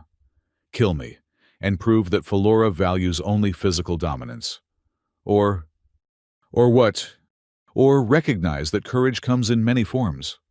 That a human willing to die for a principle might be exactly what the Alliance needs on any throne. Philoran or otherwise. Gorham raised his blade. The arena held its breath. Kayla tried to move, to put herself between them, but her injured leg betrayed her. The blade descended and stopped, its edge touching Ethan's throat but not breaking skin. You would die for words, Gorham asked, genuinely puzzled. For ideas. People have died for worse reasons. At least ideas can outlive us. Gorham stared at him for a long moment. Then, impossibly, he laughed a sound like boulders tumbling down a mountain. You're insane, human. Completely mad. He lowered his blade. But perhaps madness is what we need. He stepped back, addressing the arena. I withdraw my challenge. The human has shown courage, if not sense. Let others decide if that's enough. The crowd erupted in chaos. Some called Gorham traitor, others visionary. Arguments broke out between houses, generations, philosophies. Through it all, King Therion watched from his throne with an unreadable expression. Silence. The king's voice cut through the noise. The combat trial has taken an unexpected turn. Ethan Ward, by stepping onto the combat platform, you've forfeited the right of champion. Do you stand by this decision? I do, Your Majesty. Then face your remaining challengers without protection. Ethan looked at the warriors still waiting. Many had stepped back, uncertainty replacing bloodlust. But 7 remained, led by a young noble whose armor bore fresh forged marks. I am Sevan of House Mora, the youth announced. And I say this changes nothing. The human used mind tricks to corrupt Gorham's resolve. He remains unworthy of our throne. Then test me, Ethan said simply. But know that I won't fight you. You'll die without raising a hand. If necessary. But I hope for better. He gestured to the neural harmony interface. Each of you who challenges, I offer you the same thing I offered Princess Kayla. Connection. Understanding. See through my eyes. Feel what I feel. Then decide if I'm truly the threat you believe. More tricks, Sevan spat. More trust, Ethan corrected. The same trust that will be required if the Alliance is to survive. We can't keep seeing each other as enemies waiting to happen. Someone has to take the first step toward real understanding. Pretty speeches, another challenger called out. But the trial demands combat, not philosophy. Does it? King Therion interjected. The trial demands tests of worthiness. Is physical prowess the only measure? If so, why does the throne respond to empathy rather than strength? Whose side are you on, Father? Kayla demanded, leaning heavily against Ethan but still ready to fight. The future's side, daughter. Always the future's. He stood, addressing the full arena. The trial has shown us combat of body and mind both. Now, let it show us combat of ideas. Any who would challenge Ethan Ward must first experience his perspective through this neural harmony device. Then, if you still wish his death, you may pursue it. This is unprecedented, Vazek's mechanical voice screeched. The Oryx Consortium protests. The Oryx Consortium has no standing in Felloran law. Therion cut him off. Unless you wish to challenge directly, Commander. Vazek subsided, but his augmented eyes promised retribution. Well, Ethan addressed the remaining challengers. Who's first? Sevan stepped forward, pride warring with curiosity on his young face. I'll expose your deception, human. When the connection shows your true nature, my blade will be justified. Maybe, Ethan agreed, but I hope not. He activated the interface, holding it out. After a moment's hesitation, Savan touched it. What followed was beautiful and terrible. Ethan opened his mind completely, hiding nothing. His fears, his doubts, his mistakes all laid bare, but also his hopes, his dreams of unity, his genuine desire to bridge the gaps between species. Through the connection, Savan experienced Earth through human eyes. The struggle to prove themselves worthy of the alliance. The constant knowledge that other species saw them as lesser. The determination to contribute despite prejudice. The wonder of first contact. The terror of almost war. The fragile hope of peace. When Savan broke the connection, his face was wet with tears, a physiological response Felorians rarely showed in public. I didn't know, he whispered. We called you weak, but you've been fighting all along. Just differently. He turned to his fellow challengers. I withdraw. The human has shown me strength I didn't know existed. One by one, the others came forward. Some connected briefly, overwhelmed by the alien perspective. Others lingered, fascinated by the experience of true empathy. 2 refused entirely, storming off rather than risk having their worldviews challenged. When it was done, only Ethan, Kayla, and Gorham remained on the platform. Remarkable, Gorham rumbled. You turned combat into communication, defeated us without striking a blow. Nobody was defeated, Ethan said tiredly. The multiple connections had drained him more than any physical fight. We all learned something. That's victory enough. The combat trial is concluded, King Therion announced. Ethan Ward has proven his worthiness through courage both physical and moral. The second trial begins at dawn, the test of minds. Rest well, all of you. Tomorrow brings new challenges. The crowd dispersed slowly, arguments continuing in smaller groups. Some faces showed thoughtfulness, others anger, many confusion. Change was never comfortable, even when necessary. Medical attendants swarmed the platform, treating Kayla's injuries with biotechnology that would have her healed within hours. She refused to let go of Ethan, her tail maintaining constant contact. That was incredibly stupid, she told him, as they were escorted to the medical bay. Gorham could have killed you before you spoke a word. But he didn't. You couldn't have known that. No. But I had faith. In the possibility of understanding. In the throne choosing someone like me for a reason. He squeezed her hand. In you showing me that Felorians value more than just strength. She was quiet for a moment. Then, when you broadcast through the interface, I felt it too. Everything you felt, including what I feel for you. Yes. There was no point in denial after such complete mental sharing. I know it complicates things. A human and a Felorian. My great-grandmother was bonded to a ethereal, Kayla interrupted. My grandfather's sister chose a mollusca trader. Love crosses species boundaries more often than either side admits. Her tail tightened around him. But you're right. It does complicate things. Especially now. Because of the trial. Because of what comes after. If you survive all 3 tests, you don't just get honorary recognition. You become part of the royal lineage, eligible for certain positions, including consort. Ethan stopped walking. Consort as in formal bonding to the heir apparent. Me. She wouldn't meet his eyes. It's not required. Just possible. Traditional. Even. For champions who prove worthy. But father would never force.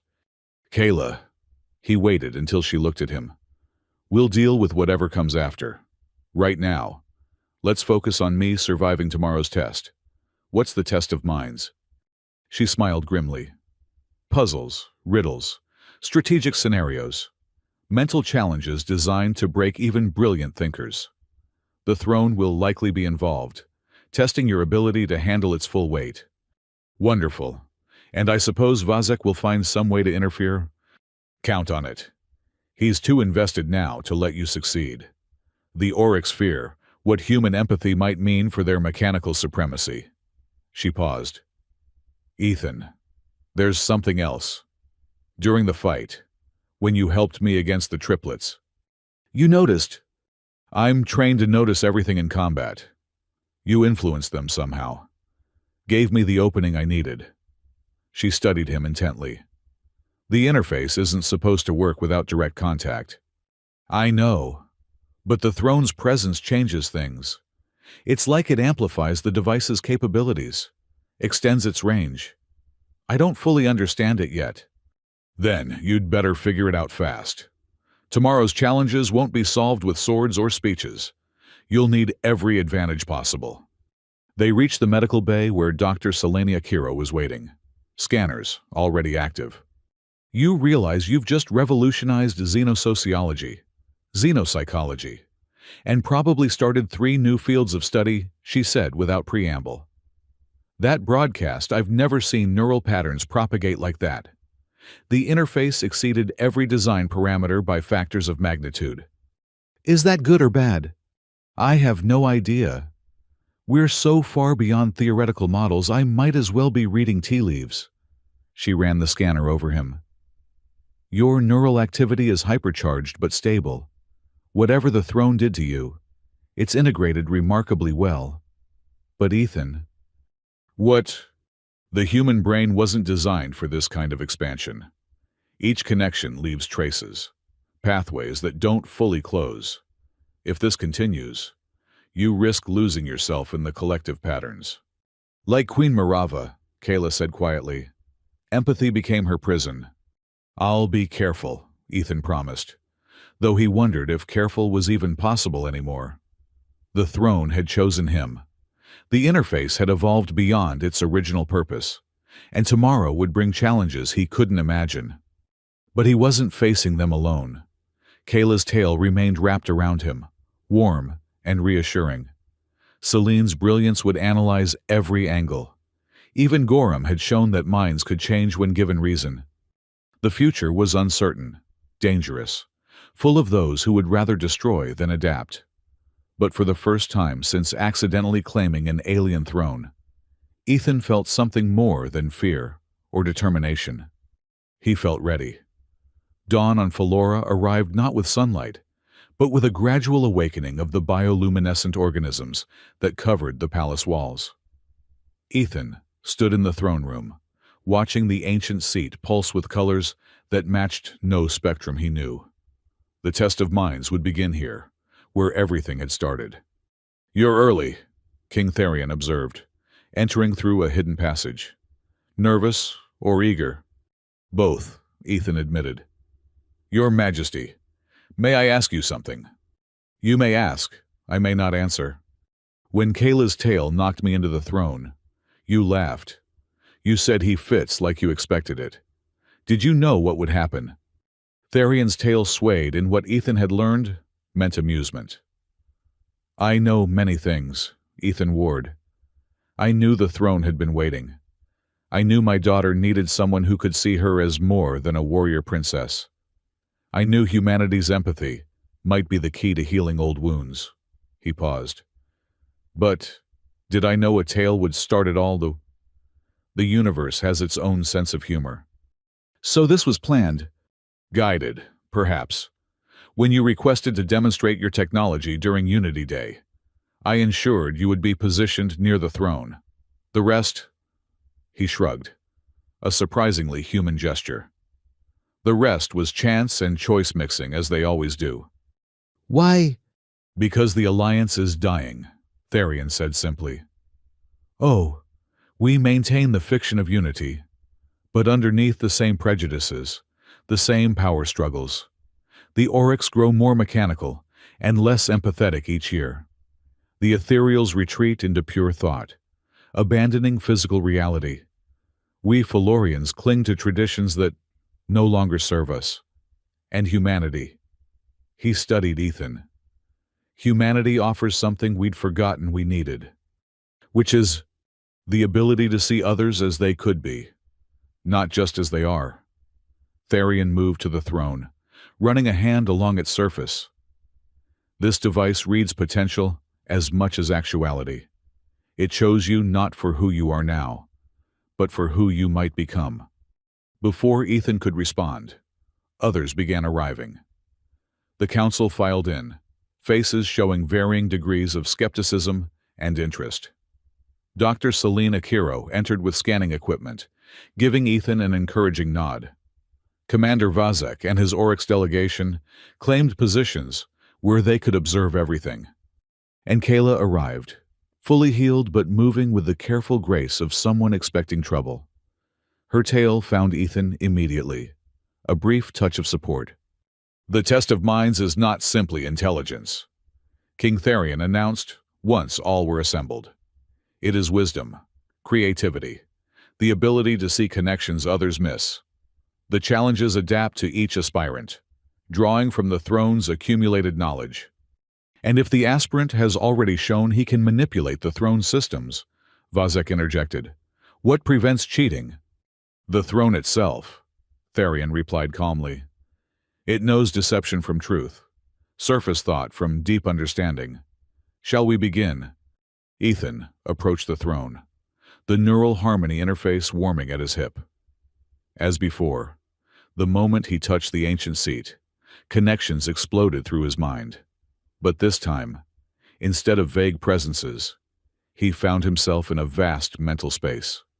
It resembled a library, if libraries could exist in dimensions beyond physical reality. Knowledge surrounded him, not as books, but as living concepts, each one a test waiting to be engaged. And standing in the center of it all was a figure that shifted between forms, sometimes Felorian, sometimes human, sometimes shapes that hurt to perceive. Welcome, Ethan Ward, the figure said with voices like harmonizing crystals. I am the collective, the preserved wisdom of Felora's throne. You seek to prove worthy of our legacy. Let us see if human minds can grasp Felorian depths. The first challenge materialized around him, a three-dimensional puzzle that seemed to fold through itself. The paradox of unity, the collective explained. 5 species wish to share a resource that exists in quantum superposition. Observation by any one species collapses it to a form only they can use. How do you achieve equitable distribution? Ethan studied the puzzle, his engineering mind cataloging variables. The obvious answer was time-sharing each species observes in turn, but that assumed the resource renewed between observations. He reached deeper, feeling the puzzle's underlying structure. You don't distribute it, he said finally. You create a hybrid observer, like the neural harmony interface, but for perception itself. A collective consciousness that represents all 5 species simultaneously, capable of observing the resource into a form all can access. The puzzle shimmered and resolved, transforming into the next challenge. Hours passed, or perhaps minutes. Time flowed strangely in mental space. Each test built on the last, forcing Ethan to synthesize concepts from engineering, philosophy, and xenopsychology. Some challenged his assumptions. A species communicates only through violence. How do you establish peaceful contact? His answer: reframe the context. If violence is communication, then sparring becomes conversation. Establish rules that allow expression without destruction. Transform their language rather than suppress it. Others tested his moral boundaries. You can save 1 billion lives by sacrificing one innocent. The throne's power could enforce this choice. Do you use it? I reject the premise, Ethan responded after long thought. Any system that demands such choices is flawed.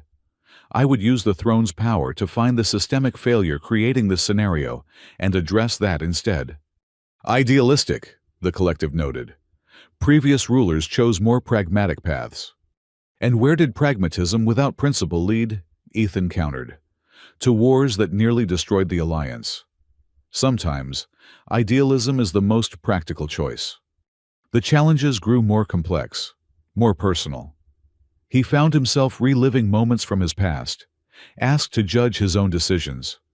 The time he'd hidden a colleague's mistake to spare their career, was it kindness or enabling? The research he'd abandoned because funding went to weapons development principle or cowardice. You judge yourself harshly, the collective observed.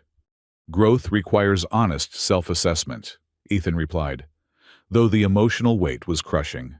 Each memory carried not just his perspective, but echoes of how others had experienced those moments.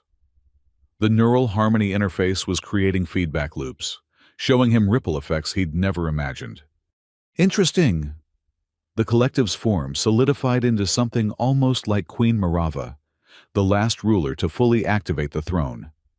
Your device amplifies our connection beyond design parameters. You experience not just knowledge, but its emotional context. Dangerous for your species' neural architecture. Queen Marava went mad from the weight of constant empathy. Ethan acknowledged. But she faced it alone. I have tools she didn't. People who can help bear the load. Do you then let us test that theory? The mental space exploded outward. Suddenly, Ethan wasn't just connected to the throne, but to every mind in the throne room. He felt Therion's carefully hidden exhaustion from maintaining political balance. Kayla's fear that she was leading him to his death. Celine's scientific excitement warring with personal concern. Even Vazek's augmented consciousness. All calculation and purpose with emotions surgically dampened. The weight was staggering. Each mind carried its own universe of experience, and he was touching them all simultaneously. This was what awaited if he fully bonded with the throne, constant awareness of others' pain, joy, fear, hope. I can't, he gasped, starting to pull back. But then, he felt Kayla's presence strengthen, her mental touch like a cool hand on fevered skin. Not taking the burden but sharing it. Her warrior's discipline creating structure in the chaos. Celine's analytical mind joined them, categorizing and filing the incoming data into manageable streams. Even some council members, despite their skepticism, offered mental support. They might doubt his worthiness, but they wouldn't let him die proving it. Remarkable, the collective murmured. You transform the challenge through connection, not bearing the weight alone but distributing it among willing allies. No previous aspirant thought to try this. Because previous aspirants were Felorian. Ethan managed, still struggling but no longer drowning. Trained to stand alone, to show individual strength. Humans are pack creatures at heart. Our strength comes from knowing when to ask for help. The final test, then. The collective gestured, and the shared mental space contracted to just Ethan and the ancient consciousness. You have shown wisdom, creativity, moral courage, and the ability to synthesize support. But the throne demands one more thing, vision. Show us the future you would build. Ethan closed his eyes, though it made no difference in mental space. What future did he envision, not just for himself or humanity, but for all species of the Alliance? Slowly, carefully, he began to construct it, not with words but with pure concept, shaped by the neural harmony interface into something others could experience. He showed them a galaxy where the interface technology had evolved beyond simple communication, where species didn't just talk, but truly understood each other, where an Oryx engineer could experience the joy of Felorian combat dancing, where ethereal philosophy could be felt rather than just studied, where human creativity could blend with alien perspectives to create art, science, and solutions none could imagine alone. But he didn't hide the challenges. He showed the resistance such change would face. The fear of losing cultural identity, the pain of confronting long-held prejudices, the danger of mental contamination or overload, the political upheaval as power structures based on separation crumbled. It won't be easy, he admitted. Maybe not even possible in our lifetimes. But the alternative is slow dissolution. The Alliance held together by fear of war, rather than hope for peace. Species growing more isolated, even as they share space. That path ends in another conflict, one we might not survive. And you would use the throne's power to force this vision, the collective asked. Never force, encourage, demonstrate, lead by example. Ethan shaped his final thought carefully.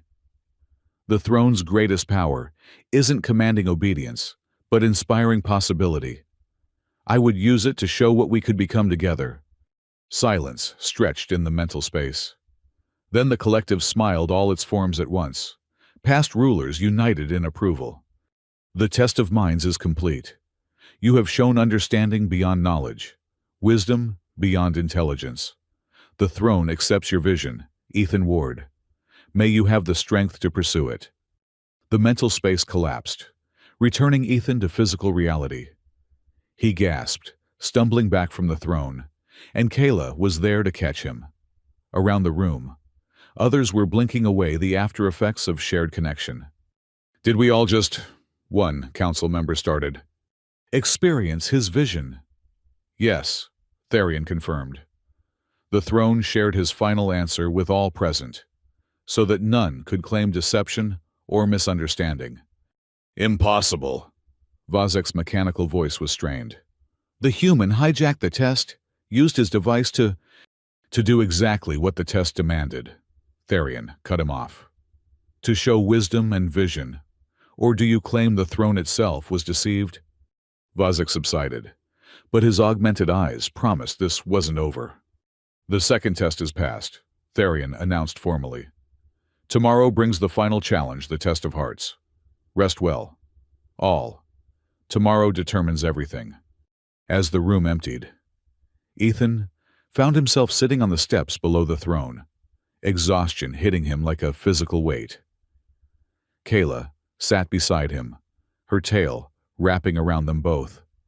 That was incredible, she said softly. The future you showed, is it really possible? I don't know, he admitted. But isn't the possibility worth trying for? The council is split. Some see hope in your vision. Others see the destruction of everything they value. She paused. Vazek won't let you reach the final test. Not after what you showed today. I know. Ethan had felt the Oryx commander's killing intent, even through dampened emotions. But that's tomorrow's problem. Right now. I just want to sit here with you and pretend the galaxy isn't watching. The galaxy is always watching, Kayla said, but she leaned into him anyway. Ethan, what you said in the vision about inspiration rather than force, you meant it. Every word. Why? Because that's the difference between a tyrant and a leader. My mother believed in force disguised as diplomacy. It killed her. My father believes in manipulation disguised as wisdom. It's keeping us static. But you... I believe in choice. Ethan finished. Informed, genuine choice. The interface doesn't make people connect, it just makes connection possible. The rest is up to them. To us, Kayla corrected. Whatever happens tomorrow, we're in this together now. Your vision included me. I felt it. Was that presumptuous? That was honest. And after what we've shared... She trailed off. Then, seemed to make a decision. In Felorian culture, there's a ceremony. The bonding of minds. It's intimate. More than marriage, less than full mental merger. A permanent connection that allows thoughts and feelings to flow freely between partners. Ethan's breath caught. Kayla! I'm not proposing. Not yet. But if you survive tomorrow, if you take your place in our royal line, I want you to know the option exists. That I would consider it. With you. Even though I'm human. Because you're human. Because you see me as Kayla. Not just princess or warrior or symbol. Her tail tightened around him. Because your mind feels like home in a way I didn't know minds could feel. They sat in silence, processing the weight of possibility. Tomorrow would bring the test of hearts, traditionally the most dangerous, where emotional bonds were stressed to breaking. But for tonight, they had this moment of connection and hope. I should analyze the readings from your test, Celine said, appearing with her usual terrible timing. Then, she saw how they were sitting and smiled. Or I could come back later. Much later. No, it's fine, Ethan said, though he didn't move from Kayla's embrace. What did you find? Your neural activity during the test exceeded baseline by 400%. You were literally thinking with the processing power of multiple minds. The interface created a distributed consciousness network, something we only theorized was possible. She paused. It's revolutionary, and probably incredibly dangerous if misused. Everything revolutionary is dangerous, Kayla observed. That doesn't mean it shouldn't exist. Spoken like a true warrior princess. But Ethan, there's something else. The throne's energy signature, it's changing, adapting to you. If the integration continues, you won't just be using the throne. You'll be part of it. A living bridge between the ancient technology and modern needs. Is that bad? I have no idea. We're beyond any mapped territory. Celine's excitement warred with concern. Just be careful tomorrow. The test of hearts traditionally breaks aspirants emotionally, and you're already carrying more emotional weight than any human was designed for. I'll manage, Ethan said, though he wondered if that was true. Each test had pushed him further beyond human limits. What would tomorrow demand? As if reading his thoughts, and perhaps she was.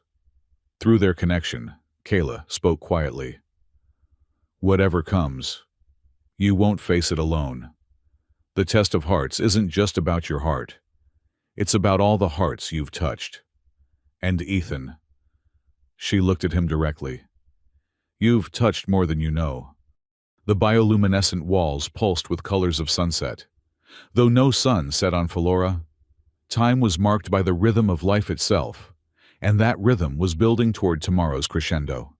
One more test, one more impossible challenge, and then the real work would begin. Building the future he'd envisioned, bridging gaps between species who'd barely tolerated each other, proving that human empathy and alien wisdom could create something greater than either alone. But first, he had to survive tomorrow. And as Vazek's mechanical forces gathered in the shadows, as traditional houses plotted to prevent change, as the throne itself prepared its final trial, Ethan Ward sat with an alien princess and dared to hope. The test of hearts would show if hope was enough. The test of hearts began not with fanfare, but with silence. Ethan stood alone in a chamber he'd never seen before, deep in the palace's organic heart. The walls here didn't just pulse with bioluminescence they breathed, expanded and contracted like living lungs. The air tasted of copper and starlight, thick with possibility and dread. No audience this time, no council to judge, no crowds to appease. Just Ethan, the throne's presence humming at the edge of his consciousness, and whatever trial awaited. The test of hearts is personal, King Therion had explained the night before. What breaks one person might strengthen another. The throne will find your deepest emotional truths and test their foundations. Many who pass the first two trials fail here, because lying to others is easy compared to lying to yourself. A door that hadn't existed moments before opened in the breathing wall. Ethan stepped through and found himself home. Not Felora's organic architecture, but Seattle rain streaming down familiar windows. His parents' apartment, exactly as he'd left it 5 years ago when he'd departed for the stars. Every detail perfect, the coffee stain on his father's favorite chair, the stack of engineering journals his mother never quite managed to organize, the smell of her jasmine tea steeping in the kitchen. Ethan? He spun to find his mother standing in the doorway, older than when he'd left, gray, threading through hair that had once been dark as his own. Her expression mixed joy and hurt in proportions that made his chest ache. Mom. The word came out broken. This couldn't be real. Earth was months of travel away. But the test of hearts didn't deal in simple reality. 5 years, she said softly. 5 years since you chose the stars over family? Since you decided alien minds were more important than the people who raised you? That's not... I didn't choose them over you. I chose a future where humans could stand as equals in the galaxy. Pretty words. His father entered. Leaning heavily on a cane, Ethan didn't remember. Easy to say from across light years. But we needed you here. Your sister's diagnosis, the medical bills, the nights we wondered if we'd ever see you again. Sister, Ethan's mind reeled. I don't have a... The scene shifted. Suddenly, a younger woman sat in a wheelchair by the window, machines supporting her breathing. She looked like him, like their mother, like a sister he'd never had, but somehow remembered. The treatments might have worked, his mother continued, if we'd had access to alien medical technology. But that required connections, influence, the kind our son could have provided if he hadn't abandoned us for his grand mission. This was wrong, false, a construction of fears and guilt. But knowing that didn't stop the emotions from crushing him. The throne was showing him a path not taken, the family he might have saved if he'd stayed, used his skills for personal gain rather than species-wide progress. I'm sorry, he whispered, knowing apology meant nothing to illusions, but unable to stop himself. Sorry doesn't bring back 5 years, his father said. Sorry doesn't cure Sarah. Sorry doesn't... Stop! Ethan forced steel into his voice. This isn't real. My parents supported my choice. I don't have a sister. The throne is testing whether I'll crumble under false guilt. The illusions smiled sad, knowing smiles that hurt worse than anger. Everything is real somewhere, his mother said. In another probability, another choice branch. This is your truth. The throne shows not just what is, but what could be. Can you live with knowing that your choices, however noble, create suffering in paths untaken? The apartment faded, replaced by another scene. The Faloran throne room, but wrong.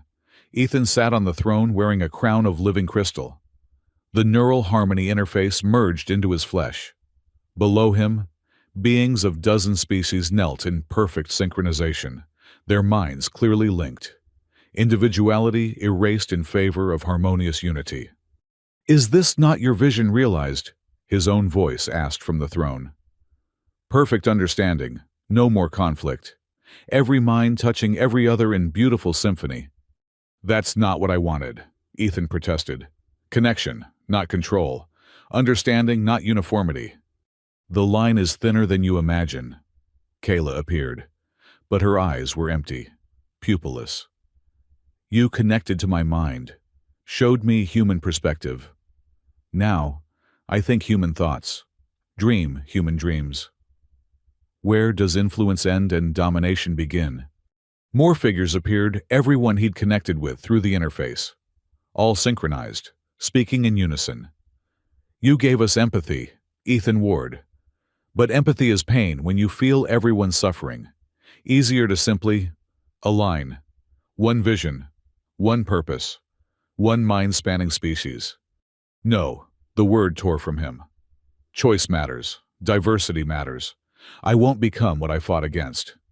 Won't you? Commander Vazek materialized, but organic rather than mechanical. I removed my capacity for emotion because feeling others' pain paralyzed me. You enhance that capacity. Which of us truly offers mercy? The throne room dissolved into fragments of memory and possibility. Ethan saw himself in 1,000 variations versions, where he'd never left Earth, where he'd chosen violence over understanding, where he'd used the throne's power to force peace through mental dominion. Each path real somewhere, each choice creating ripples of consequence. This is the test of hearts. A voice, said not external but rising from within. The throne itself, speaking directly to his consciousness. Not to break you, but to show you the weight of what you carry. Every leader shapes lives. Every visionary creates victims alongside victories. Can you accept that truth and still choose to lead? I... Ethan paused, feeling the weight of infinite possibilities. I can't be perfect, can't save everyone or avoid all harm, but I can choose to minimize suffering while maximizing potential. I can build safeguards against the tyranny of good intentions. I can... Can you love? The question came with another shift. Now he stood in Kayla's private chambers, watching her sleep. But as he watched, her form shifted, sometimes Felorian, sometimes human, sometimes hybrid things that shouldn't exist. The bonding of minds she offered, the throne whispered. Do you understand its full implications? Your species were never meant to merge so completely. The connection would change you both at fundamental levels. Is your love worth evolutionary deviation? Evolution happens anyway, Ethan said, with or without our choosing. At least this way. We direct it together. Together. Kayla's eyes opened, but they held depths beyond normal perception. Such a small word for such vast consequence. Through me, you anchor to Felorian consciousness. Through you, I touch human flexibility. Our children, should we have them, would be neither and both. New, unprecedented, feared. And maybe that's exactly what the galaxy needs. Bridges born rather than built. She rose, moving with inhuman grace to stand before him. The test of hearts shows truth, Ethan Ward. So see this truth clearly. I am not gentle, not safe. My love comes with talons and tradition, with the weight of royal duty and the burden of being first. First Felorian to truly bond with human. First princess to choose love over pure bloodline. First to risk everything on the possibility you represent. I know, Ethan said simply. And I choose you anyway. Choose us. Choose the difficult path because the easy ones lead nowhere new. Even knowing the pain it will cause your species, mine, the others who'll see our bonding as betrayal or contamination. Especially knowing that, because someone has to be first. Someone has to prove it's possible. The illusion, Kayla smiled a real smile, full of teeth and promise. Then survive this test, my chosen. Show the throne that human hearts can bear truth's weight without breaking. The scene shattered into component emotions.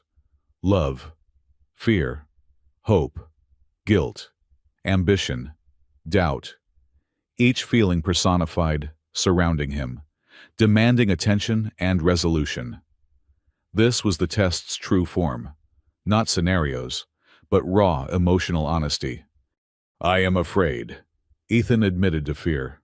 Afraid of failing, of succeeding wrong, of losing myself and others' needs. I am guilty, he told guilt, for leaving Earth, for changing lives without permission, for wanting personal happiness alongside public good. I am ambitious, he acknowledged to ambition.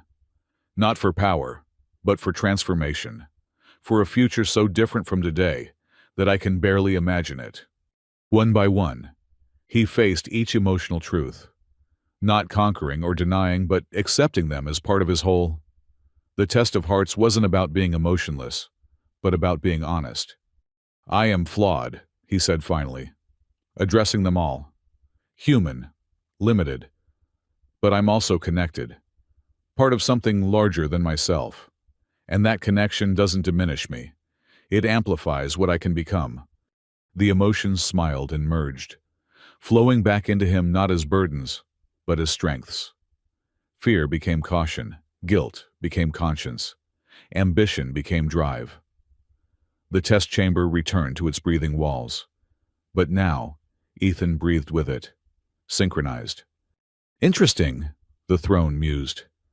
Most who pass do so by transcending emotion. You pass by embracing it. Very human. Is it over? The formal test. Yes. But the test of hearts never truly ends. Every day will bring new emotional trials, new weights to balance. The question is whether you've built a foundation strong enough to bear them. A door opened, the real door this time. Ethan stepped through to find chaos.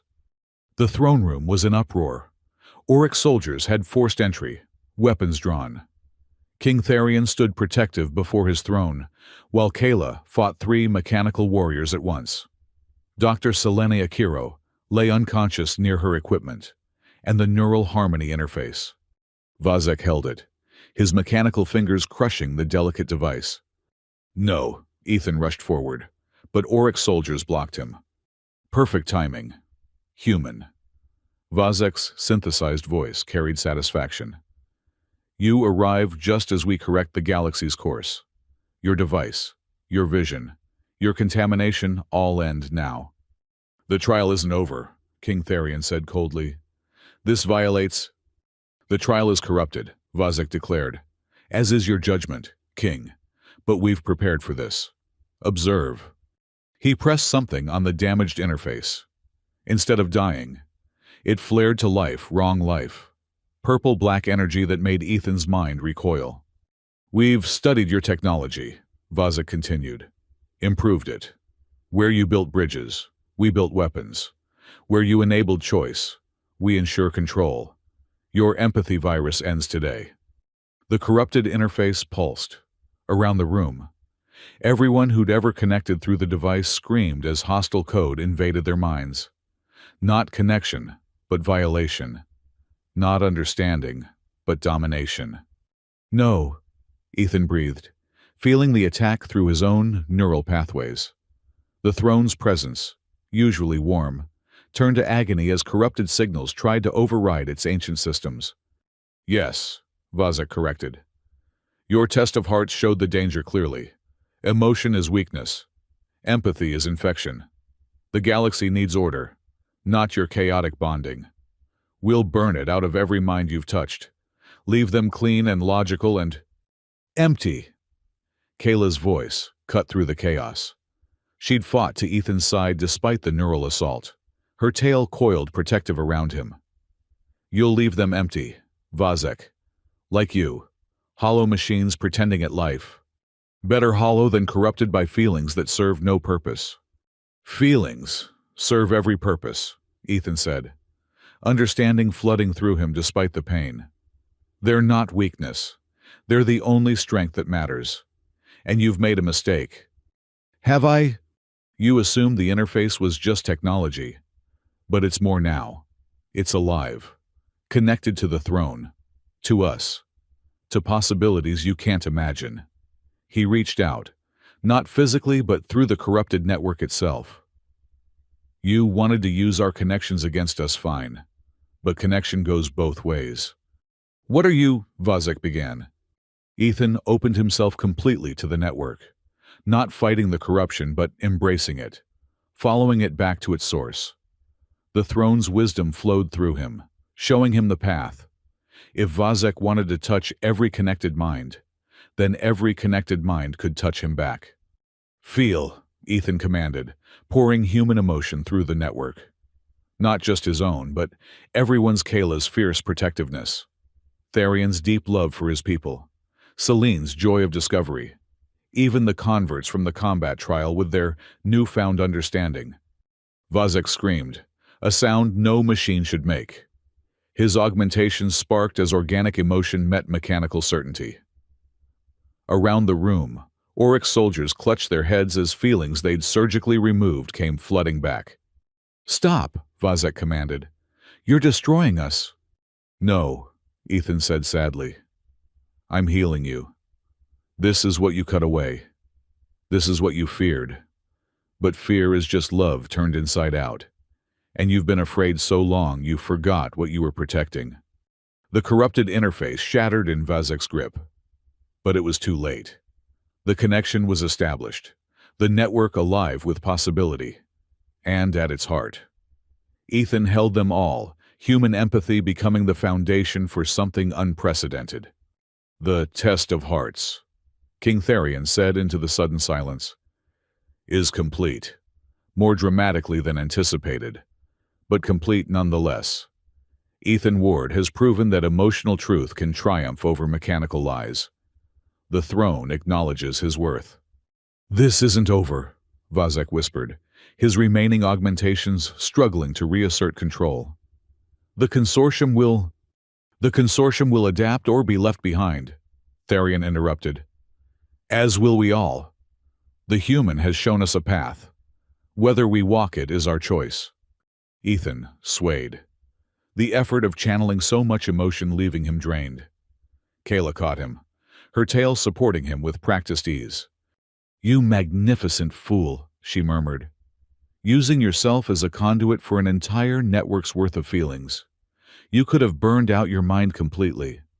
Worth the risk, he managed. Besides, I had an anchor. You... Always, she promised. Then louder.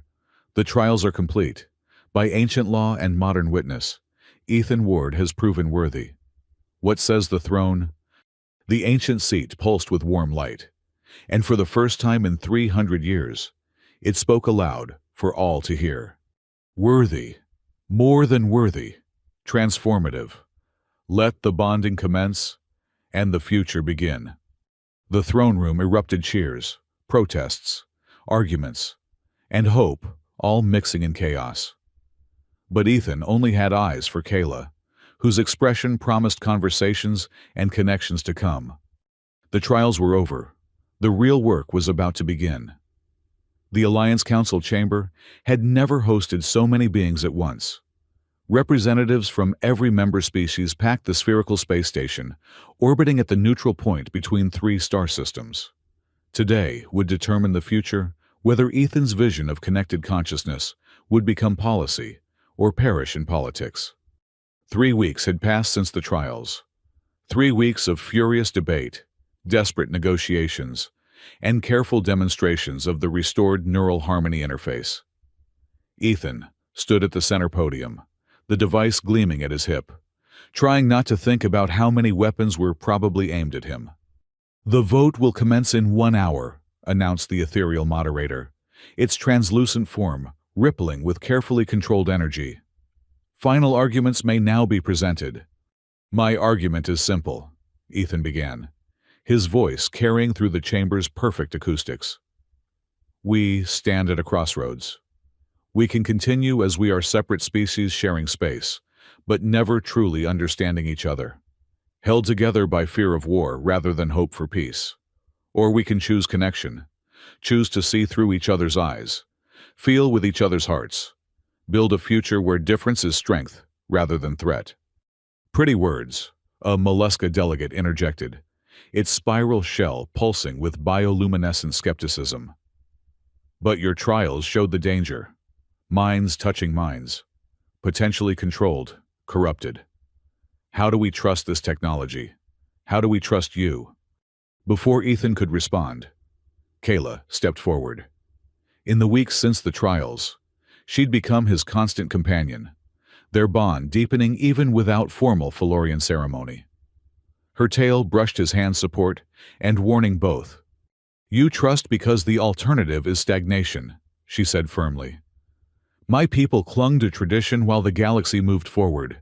It nearly destroyed us. Now we have a chance to evolve together, to... Alarms screamed through the station. Emergency lights bathed everything in pulsing red. The ethereal moderator's form flared bright with alarm. Security breach in multiple sectors. All delegates secure positions. This is not a drill. No, Ethan breathed, recognition cold in his chest. They wouldn't... The main viewing wall exploded inward. Not from external attack, but from something worse Oryx soldiers poured through. But wrong. Their mechanical augmentations sparked with purple-black energy. The same corruption Vazek had tried to use before.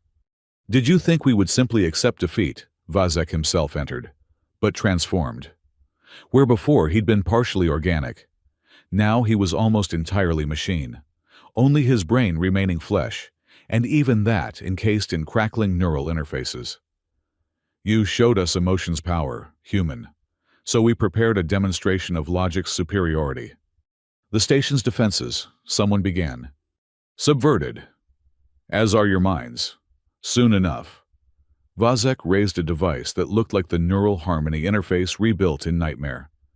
You wanted connection. You'll have it. Every mind in this chamber, in this station, forced into our network. No choice. No individuality. Just pure, efficient unity under Oryx control. That's not unity, Ethan protested, reaching for his own interface. It's slavery. It's survival. The only kind that matters. Vazek activated his device. The effect was immediate and horrifying. Every being who'd ever touched the neural harmony network screamed as foreign code invaded their consciousness. But this was different from before. Not just corruption, but rewriting. Ethan felt minds around him beginning to synchronize, their unique patterns smoothing into mechanical uniformity. "Fight it!" he called out. But many were already lost. Delegates stood with empty eyes, moving in perfect coordination. Even some of the Felorian guards turned their weapons on their own people. "You gave us the tool," Vazek said conversationally, as chaos erupted. "Your network, your connections. We just improved the design, removed the inefficiencies of consent and compatibility. Why negotiate when you can simply override?" Kayla moved like lightning, her tail sweeping 3 converted soldiers off their feet. But for every one she stopped, 2 more appeared. The corruption was spreading exponentially, jumping from mind to mind through the connections Ethan had helped create. "Ethan." Dr. Selena Kiro's voice crackled through a private channel. "I'm in the technical center. The corruption, it's using our own network protocols but weaponized. If it completes synchronization, every connected mind will be slave to their control permanently." "How do we stop it?" "You can't. Not from outside. The only way would be to enter the network directly, become part of it, and rewrite it from within. But that would mean connecting to thousands of corrupted minds at once."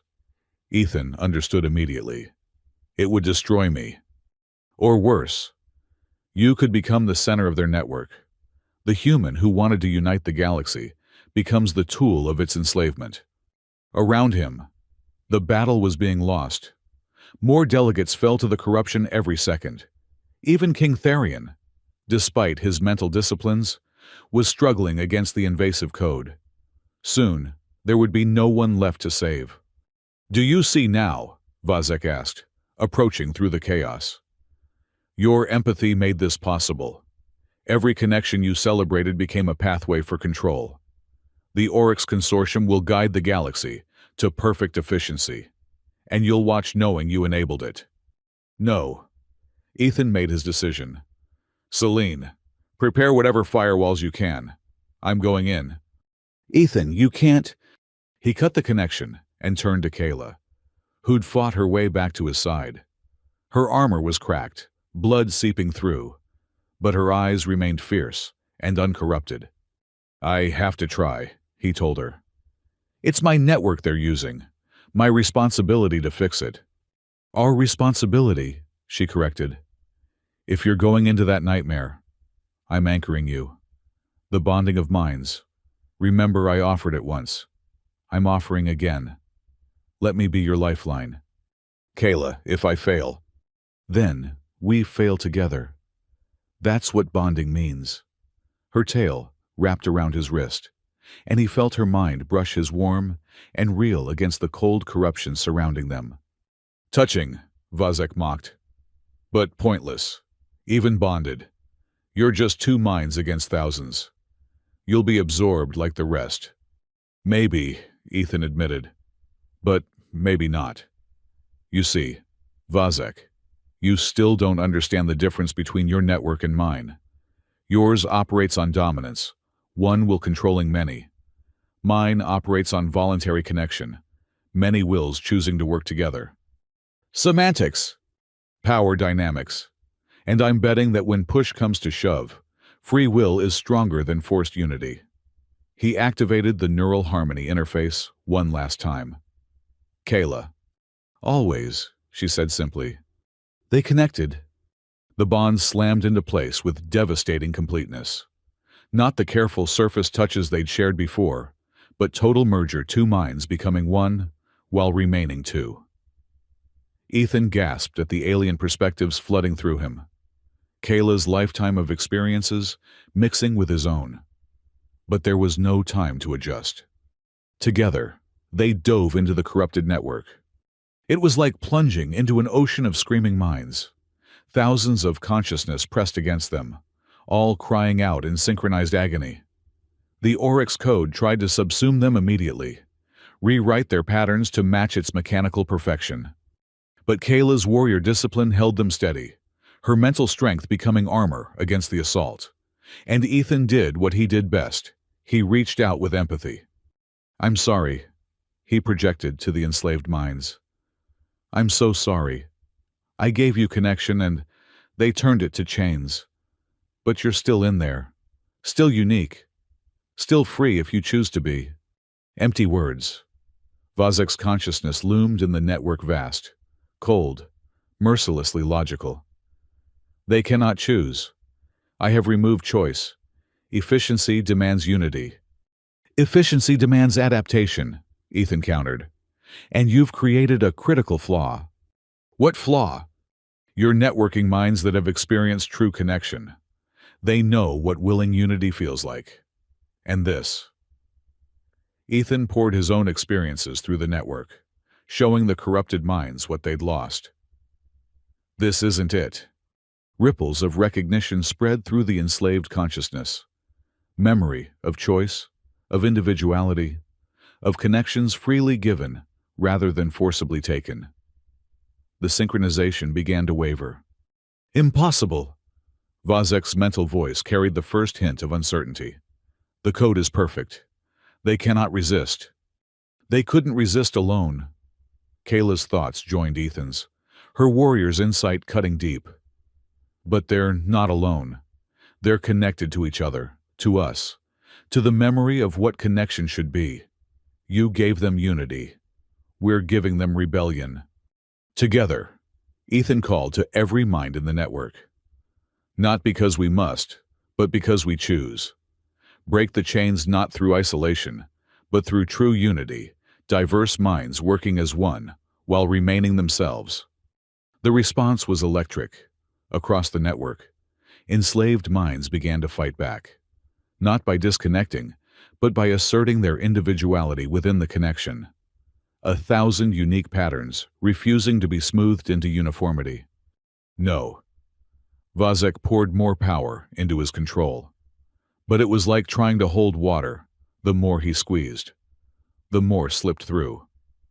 "You're destroying everything order, efficiency, purpose." "We're restoring choice," Ethan corrected. "The fundamental right to decide our own connections." But the strain was immense.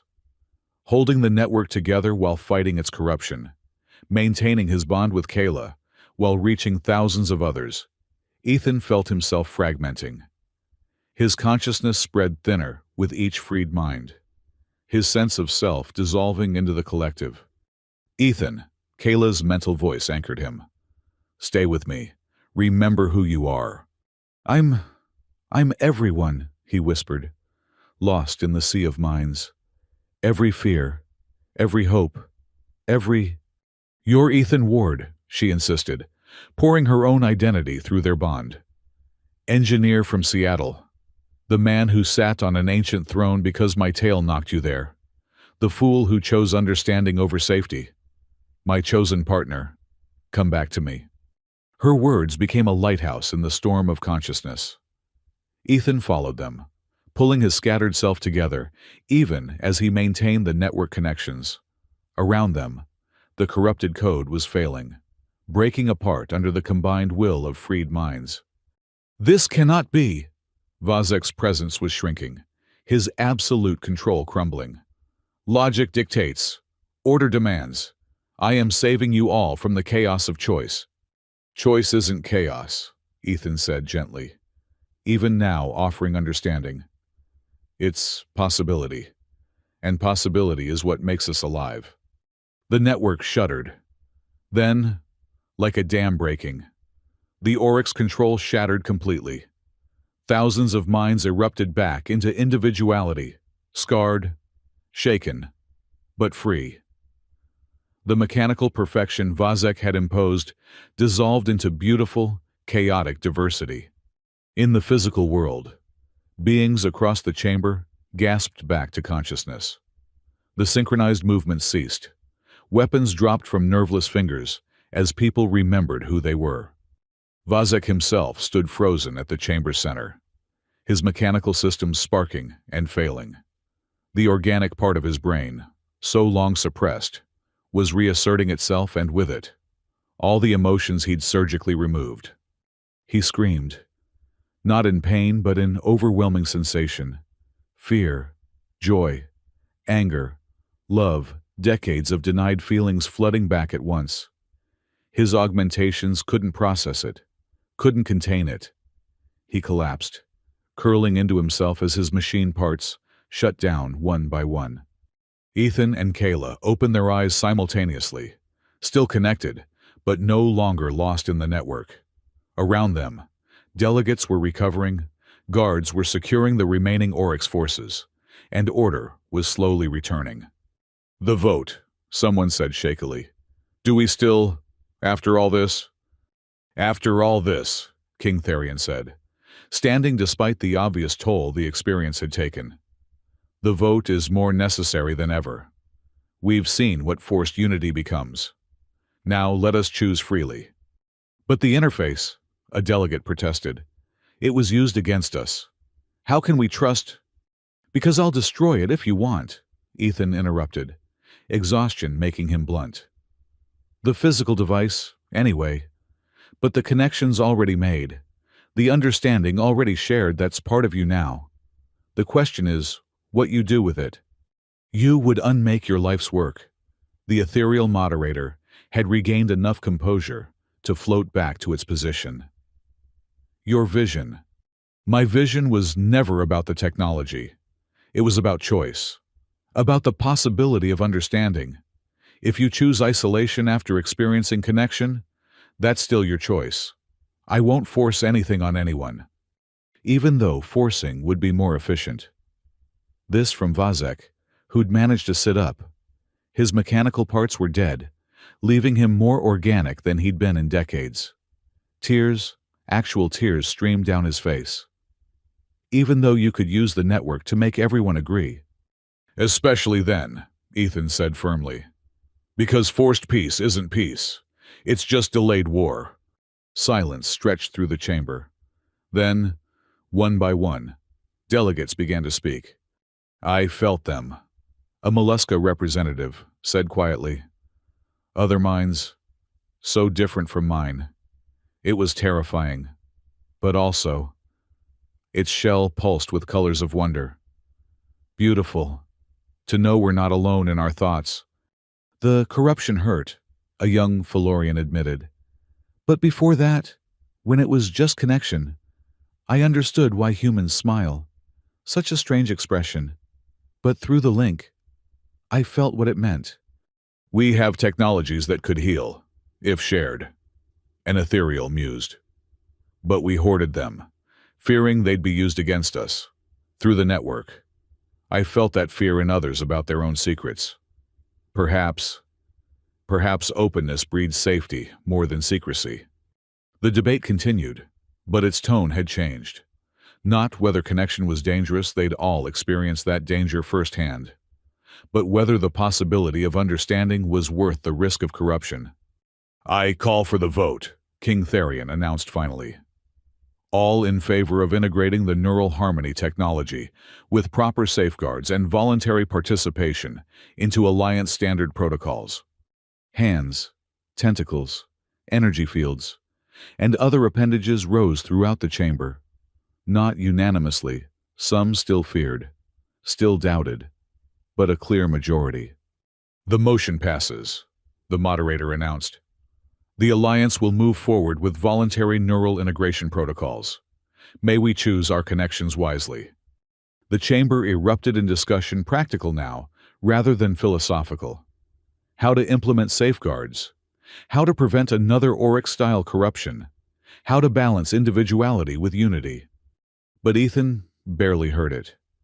The strain of holding so many minds, of being the network's focal point, hit him all at once.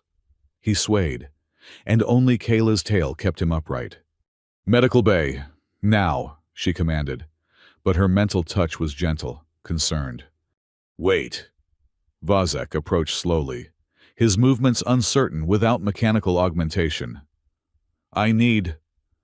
I want to say. You don't have to say anything, Ethan told him. Yes, I do. Vazek's voice was different, rough with emotion he was still learning to process. I felt it. When the network broke, every mind I'd enslaved, their pain, their loss. I did that. In the name of efficiency. I created suffering beyond measure. You were afraid, Ethan said simply. Fear makes us do terrible things. You're defending me after everything? I'm understanding you. There's a difference. Ethan managed a tired smile. The Oryx Consortium will need new leadership. Someone who's felt both logic and emotion, who understands the balance. Interested? Vazek stared at him. You would trust me with that? I'd trust you to remember this feeling. To remember why pure logic isn't enough. Why pure emotion isn't enough. Why we need both, balanced, chosen freely. I will consider it. Vazek stepped back, then paused. Your vision, Ethan Ward. I see it now. Not perfect unity, but perfect diversity. It's messier than what I wanted, but more alive. As Vazek walked away, Ethan felt a shift in the air. The immediate crisis was over, but the real work was just beginning. Building a galaxy where different species could truly understand each other, where connection was a bridge rather than a chain. Think we can do it? He asked Kayla quietly. Together, we can do anything. Her tail tightened around him. But first, medical bay. Then we discuss this bonding of minds properly. After today, I think we've earned a moment of personal joy amid the galactic transformation. Ethan laughed, leaning into her support. I love you too. I know, she said smugly. I felt it in the network. Everyone felt it. You broadcast your love for me across thousands of minds. Oh, Ethan felt heat rise in his cheeks. That's embarrassing. That's perfect. Now the whole galaxy knows the human who changed everything did it for love. She guided him toward the exit. Though next time, maybe a little less public with the declarations. No promises, Ethan said. Apparently I have no filter when networking with thousands of consciousness at once. They left the chamber to the sound of a galaxy reshaping itself. One choice, one connection, one understanding at a time. The medical bay's biomonitors screamed warnings as Ethan collapsed. His neural activity looked like a lightning storm on the display's synapses, firing in patterns no human brain should sustain. He's not stabilizing. Dr. Selena Kiro worked frantically, adjusting medications that seemed to have no effect. His consciousness is still partially distributed across the network. It's like he's trying to be thousands of people at once. Kayla refused to let go of his hand. Her tail wrapped around his wrist, maintaining their connection. Through their bond, she could feel the chaos in his mind, fragments of every consciousness he'd touched, their thoughts and memories tangling with his own. Can you reach him? Celine asked. I'm trying, but he's everywhere. Spread too thin. Kayla's voice cracked. I can feel him slipping away. The throne, King Therion said from the doorway. He'd arrived minutes after them, bringing half the council. It might be able to help. It chose him for a reason. The throne is what started this, Counselor Javon protested. Every time he connects to it, he becomes less human. Maybe that's the point, Therion said quietly. Maybe humanity alone was never meant to bear this gift. They moved Ethan to the throne room, the journey feeling both endless and instant.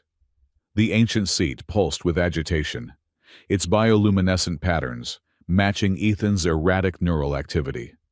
Place him on the throne, Therion commanded. But the trials are over, someone began. The trials never end for one who sits this throne. Place him.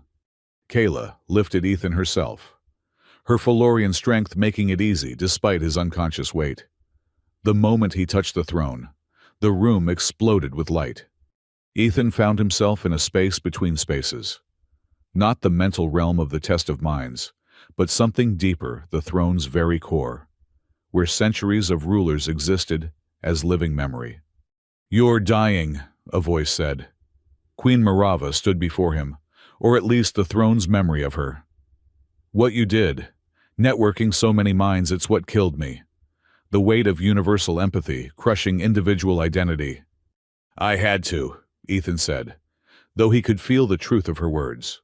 His sense of self was fragmenting, each piece claimed by a different connected consciousness. "They were enslaved. I couldn't leave them." "And so you enslaved yourself to save them." Another figure appeared, King Zarek, who'd ruled during Felora's first contact with aliens. Noble, foolish, typically human. "Is there a way to save him?" This voice was familiar Therian, but younger, speaking through his own connection to the throne. "One way," Mirava said, "but it requires sacrifice from more than just him." The throne's consciousness expanded, showing Ethan the truth. The ancient technology wasn't just Felorian, it was a hybrid creation, built during a time when multiple species had worked together, before wars and isolation. It was designed to create exactly what Ethan had become, a living bridge between minds. But it was meant to be supported.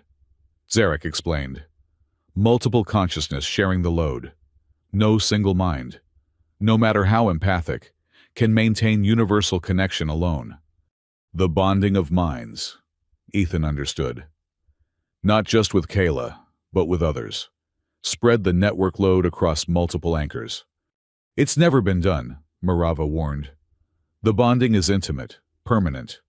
To bond with multiple beings, especially of different species, would create something unprecedented," Ethan finished. "Something the galaxy needs. Not one leader forcing unity, but multiple voices choosing harmony." In the physical world, Kayla felt the shift through their connection. "He needs us," she announced. "Not just me, others. The throne is showing him how to survive, but it requires willing minds to share the burden." "Share what burden?" Celine asked. "The weight of universal connection. He's trying to be the sole bridge between thousands of consciousness. But if others join him, become co-bridges." "It could work," Celine breathed. "Distributed processing across multiple compatible minds. But who would—" "I will!" Gorham stepped forward. The massive Felorian warrior who'd first opposed Ethan now stood as his supporter. "He showed me strength beyond muscle. I would share that burden." "And I," Savan of House Mora added. "He opened my mind to human perspective. I'd anchor human understanding in Felorian thought." Others stepped forward. Not many. The commitment was too vast, too permanent for most. But enough. Celine herself, bringing scientific precision. Two of the Mollusca delegates, offering their species unique, spiral thinking. Even a reformed Oryx tech. One of Vazek's former subordinates, who'd felt the liberation of emotion. "This is insane," Counselor Javan protested.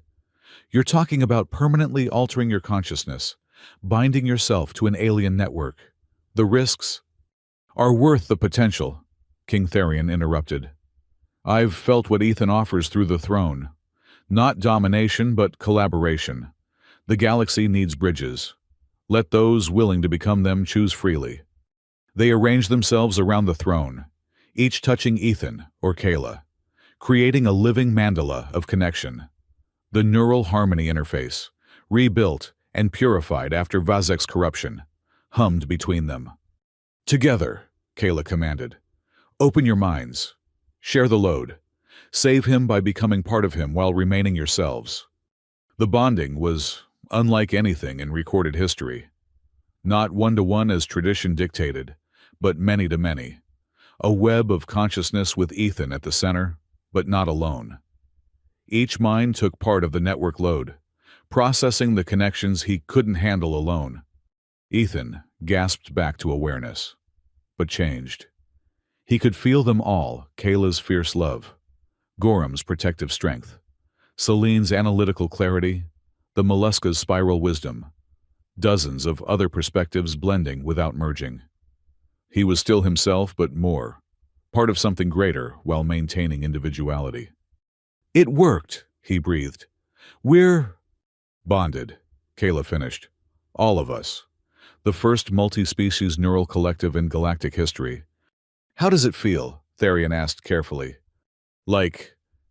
Ethan searched for words. Through the collective, others supplied them.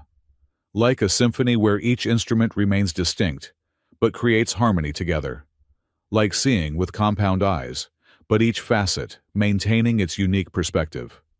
"Overwhelming," Selene added, her scientific mind cataloging the experience. "But manageable with the load distributed. No single point of failure."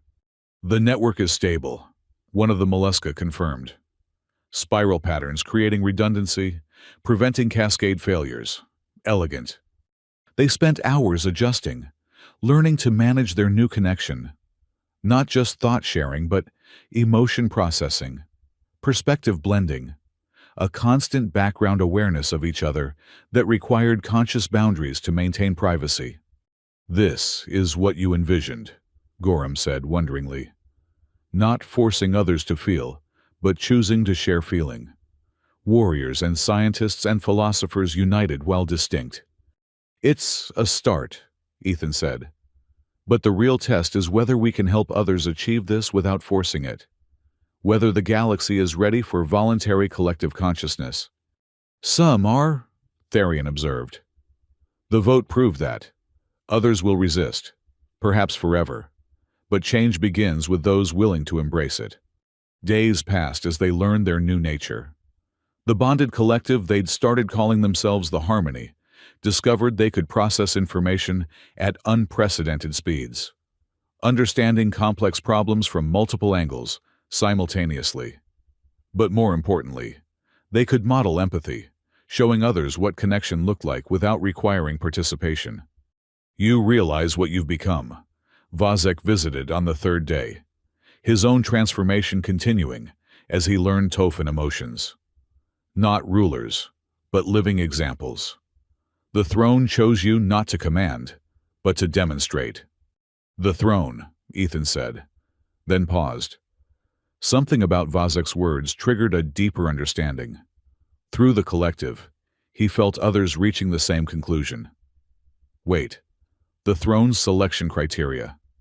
It wasn't just about empathy. "What do you mean?" Kayla asked, though through their bond, she was already following his thought. "He fits," Ethan quoted. "Your father said it like a joke, but the throne responded to me specifically. Not just any human, not just any empath, me." They returned to the throne room, the bonded collective moving with unconscious coordination. The ancient seat pulsed with what almost seemed like satisfaction. "Show us," Ethan commanded, touching the throne directly. "Show us why me? Why now? What are you really?" The throne responded, its consciousness opening fully for the first time. Images flooded through not memories, but design specifications, purpose statements, prophecies encoded in living crystal. "By the void," Gorham breathed. "It's not just a throne. It's a catalyst." Selene's scientific mind raced. Designed to identify and enhance individuals capable of species-wide neural bridging. But the specifications? These predate Felorian civilization by millennia. "The architects," King Therian said quietly. "Legend says they seeded potential throughout the galaxy before vanishing. Technologies that would activate when species were ready for the next evolutionary step. And humanity was the key." Ethan understood. "Not because we're special, but because we're new. Unencumbered by millennia of tradition, naturally inclined toward emotional connection, positioned to bridge gaps others couldn't see. The throne waited for someone who could link all species," Kayla added. "Felorian tradition, human empathy, universal perspective. It knocked me into you as much as I knocked you into it." "Convergence, not coincidence," Therian murmured. "The universe positioning pieces for transformation." The throne, pulsed agreement. Then showed them more. Other architect artifacts scattered throughout the galaxy, waiting. Not weapons or controls, but tools for connection, understanding, evolution. The neural harmony interface hadn't been Ethan's invention. He'd been guided to discover what was always possible. We're not the end goal, Ethan realized. We're the beginning, the proof of concept for voluntary collective consciousness, species maintaining identity while sharing understanding. The harmony is just the first step, Celine breathed. If this spreads, if others form their own collectives, eventually, the entire galaxy could be connected, a mollusca finished. Not as one mind, but as billions choosing to understand each other. Diversity and unity, unity and diversity. Beautiful, Vazek said from the doorway. He'd been listening, learning, and terrifying. You're proposing the voluntary evolution of consciousness itself. Not proposing, Ethan corrected.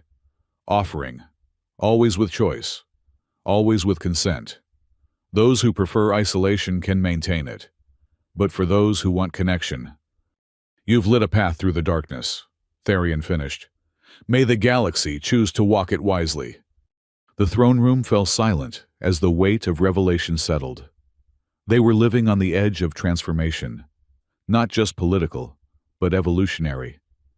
The challenges ahead seemed insurmountable, teaching others, preventing corruption, maintaining balance between unity and individuality.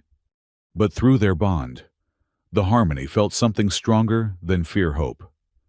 For the first time in galactic history, diverse minds had chosen to truly unite while remaining themselves. The precedent was set. The path was open. So what now? Kayla asked, her tail finding Ethan's hand with familiar warmth. Now we live it, Ethan said simply. Show by example. Build the future one connection at a time, and trust that others will find their own ways to bridge the gaps between stars. The throne pulsed approval one final time, then settled into dormancy. Its purpose was fulfilled, the catalyst had sparked. What grew from that spark would depend on the choices of billions. But in that moment, in that room, with minds touching across species boundaries, the future felt bright with possibility. 6 months after the formation of the harmony, the galaxy had begun to transform in ways both subtle and profound. Ethan stood on the observation deck of the new Harmony Station, a space habitat specifically designed for multi-species neural collective training. Through the transparent walls, he could see Earth, Philora, and a dozen other worlds represented by ships coming and going. Each carried beings curious about connection, cautious but willing to explore. Nervous, Kayla asked, approaching with her characteristic grace. The formal robes of Philorian royalty had been replaced by practical clothing that accommodated both her tale and her new role as Harmony instructor. Always, Ethan admitted, turning to face his bonded partner. Their connection hummed between them deeper now than even the bonding of minds typically allowed. They'd undergone the traditional Philorian ceremony 3 months ago, linking them in ways that transcended species. Today's orientation has representatives from the Crystalline Collective. We've never attempted to interface with silicon-based consciousness before. You'll figure it out, she assured him, her tail brushing his hand in their private gesture of support. You always do. Besides, you're not alone. Through their collective bond, he felt the others preparing for the day's session. Celine fine-tuning the interface protocols, Gorham preparing physical spaces, the Mollusca delegates working on translation algorithms. The Harmony had grown from its original dozen to nearly 50 members, each bringing unique perspectives to their shared work. Ethan Ward to the primary instruction chamber, a voice announced. The new cohort has arrived. They walked together through corridors designed by their collective consciousness, organic Philorian architecture blending with human efficiency. Mollusca spirals, and touches from every member species. The station itself was a testament to what they were trying to achieve: unity, without uniformity. The instruction chamber held 30 beings of various species, all volunteers who'd passed psychological screening. They looked nervous, excited, skeptical in various measures. At the front stood Ambassador Thek of the Crystalline Collective, a being of living mineral, whose thoughts moved in geological time. "Ambassador," Ethan greeted formally. "Welcome to Harmony Station. Are you ready to begin? We have debated for the equivalent of your centuries whether to participate." Thek's voice resonated like grinding stone. "Your organic consciousness moves so quickly, changes so rapidly.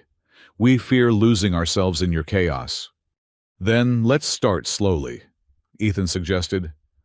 "The neural harmony interface can adjust to any thought speed. We don't want to change how you think, we want to understand it, and help you understand us."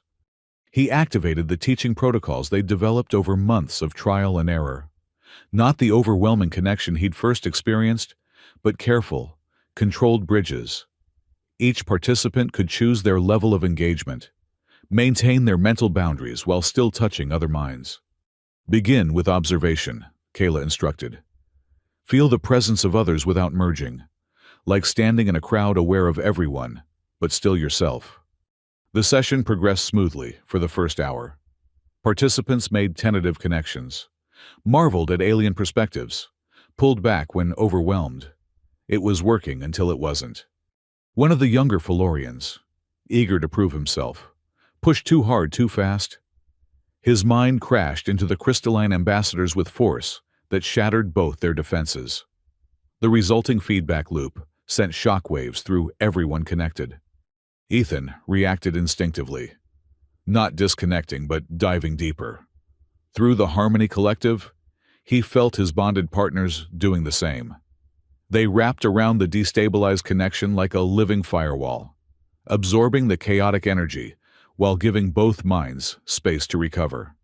"Breathe," he told the Felorian, though he was gasping himself from the effort. "Pull back slowly, Ambassador Thek. Anchor to your core consciousness.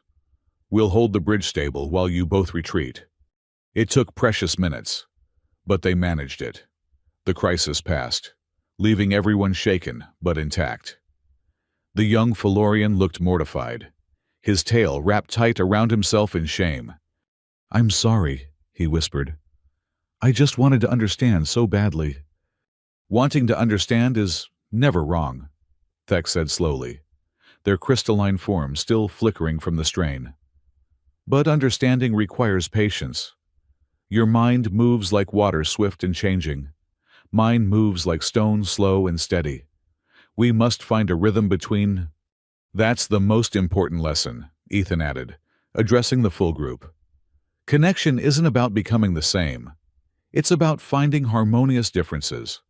Like instruments in an orchestra, each maintaining their unique sound, while creating something greater together." The session continued, more carefully now. By the end, several participants had achieved stable connections. The crystalline ambassador's thoughts, when properly paced, revealed depths of perception. Organic minds had never imagined the ability to think in geological timescales, to see patterns across millennia. "Remarkable," Thek admitted as the session concluded. "Your chaos has its own patterns, brief lives burning bright, creating change we thought impossible. Perhaps there is value in such speed. And we learned from your patience," a human participant added. "Seeing time from your perspective, it makes our rush seem almost silly. There's wisdom in stone's pace." After the participants left, Ethan slumped in his chair. These sessions always drained him, even with the Harmony support. Kayla's tail immediately wrapped around him, sharing strength. "That was close," she observed. The feedback loop could have damaged both minds permanently. But it didn't, because we were there, because the Harmony works. He leaned into her support. "Every session we get better, learn new ways to bridge differences. Soon, we won't need to intervene. Participants will know how to navigate safely themselves." "Eternal optimist," she teased, but her tone was fond. What would I do without your human hope? Probably conquer the galaxy through superior combat skills. Tempting, but your way is more interesting. She grew serious. Ethan, there's something we need to discuss. The medical reports from Dr. Akiro? He sighed. I know. The neural strain is accumulating. Human brains weren't designed for constant collective consciousness, even distributed. I'm aging faster than baseline. There might be a solution, she said carefully. Several Harmony members have been researching. The ethereals think they can create a hybrid process, partially transition your consciousness to a more durable form without losing your humanity. Becoming less human to save humanity's bridge role. Ethan considered it. Through their bond, he felt her concern, her love, her fear of losing him. What does the collective think? He opened his awareness to the full Harmony, posing the question. Responses flowed back: concern, suggestions, support. No one pressured, but all agreed losing him would damage more than just their collective. He'd become a symbol of what was possible. I need time to think, he said finally. Take all you need, but remember you're not alone in this decision. Whatever you choose affects all of us. Her tail squeezed gently, especially me. That evening, they attended a celebration in the station's central hub. 6 months of operation, hundreds of successful connections, dozens of mini-collectives forming across the galaxy. It was working slowly, carefully, but working. Look at them, Celine said, joining Ethan at the observation window. Below, beings of various species mingled freely, some obviously connected through neural harmony, others simply learning to communicate better through proximity. Your vision made real. Our vision, Ethan corrected. I just knocked into a throne. Everyone else built this. Speaking of which. King Therion approached, looking amused. I've received an interesting message from the Architect's probe near the galactic core. Apparently, our activation of the throne triggered other dormant systems. They're pleased with our progress. The Architects are still around, Ethan asked, startled. In a sense, they exist as pure consciousness now, observing but not interfering. But they left a message for you specifically. Therion handed over a datapad. The message was simple. The bridge is built. Others will follow. Evolution proceeds as hoped. The accident that began it was no accident. Trust the tale that guides you. Ethan laughed. Really laughed. For the first time in weeks. Even the Architects ship Kayla and me. The universe ships you, Therion said dryly. Rather aggressively, I might add. Speaking of which, when will you give me grandchildren? The Felorian human hybrid offspring would be. Father, Kayla, had arrived, mortification coloring her skin bright orange. That is not appropriate dinner conversation. I'm old, daughter. I'm allowed to be inappropriate. But he winked at Ethan.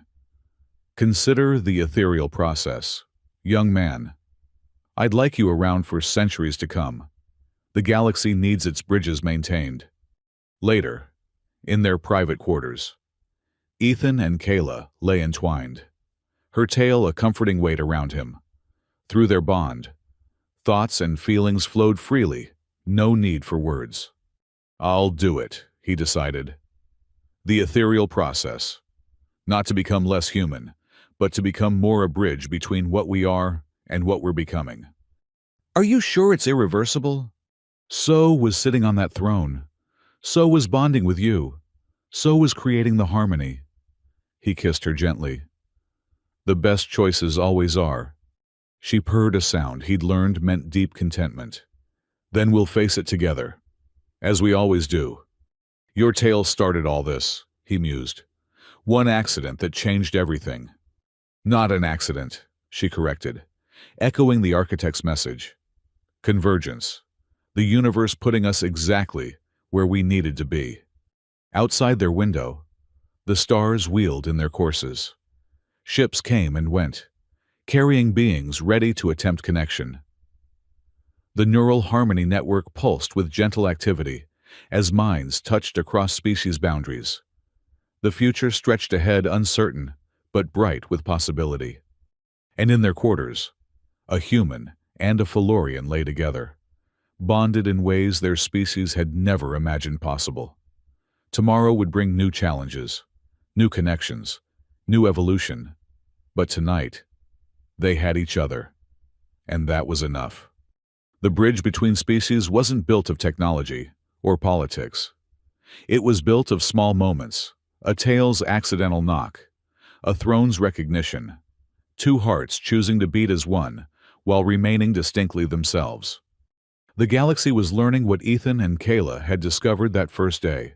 Sometimes the most profound changes begin with the simplest accidents. And sometimes, what seems like an accident is actually the universe showing its sense of humor. In the depths of space, ancient systems hummed with satisfaction. The next phase of galactic evolution had begun, sparked by a human engineer who'd simply been in the right place at the right time, or perhaps exactly where he was meant to be all along. The story of the tale that knocked him into destiny had become legend. But for Ethan and Kayla, it was simply Tuesday, and there was work to be done, together, as always, bridging the gaps between stars, one connection at a time.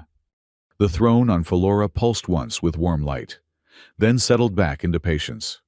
Its work was done. The rest was up to the choices of billions, each deciding whether to remain isolated islands or become part of an archipelago of consciousness. And in the grand dance of the cosmos, that was exactly as it should be.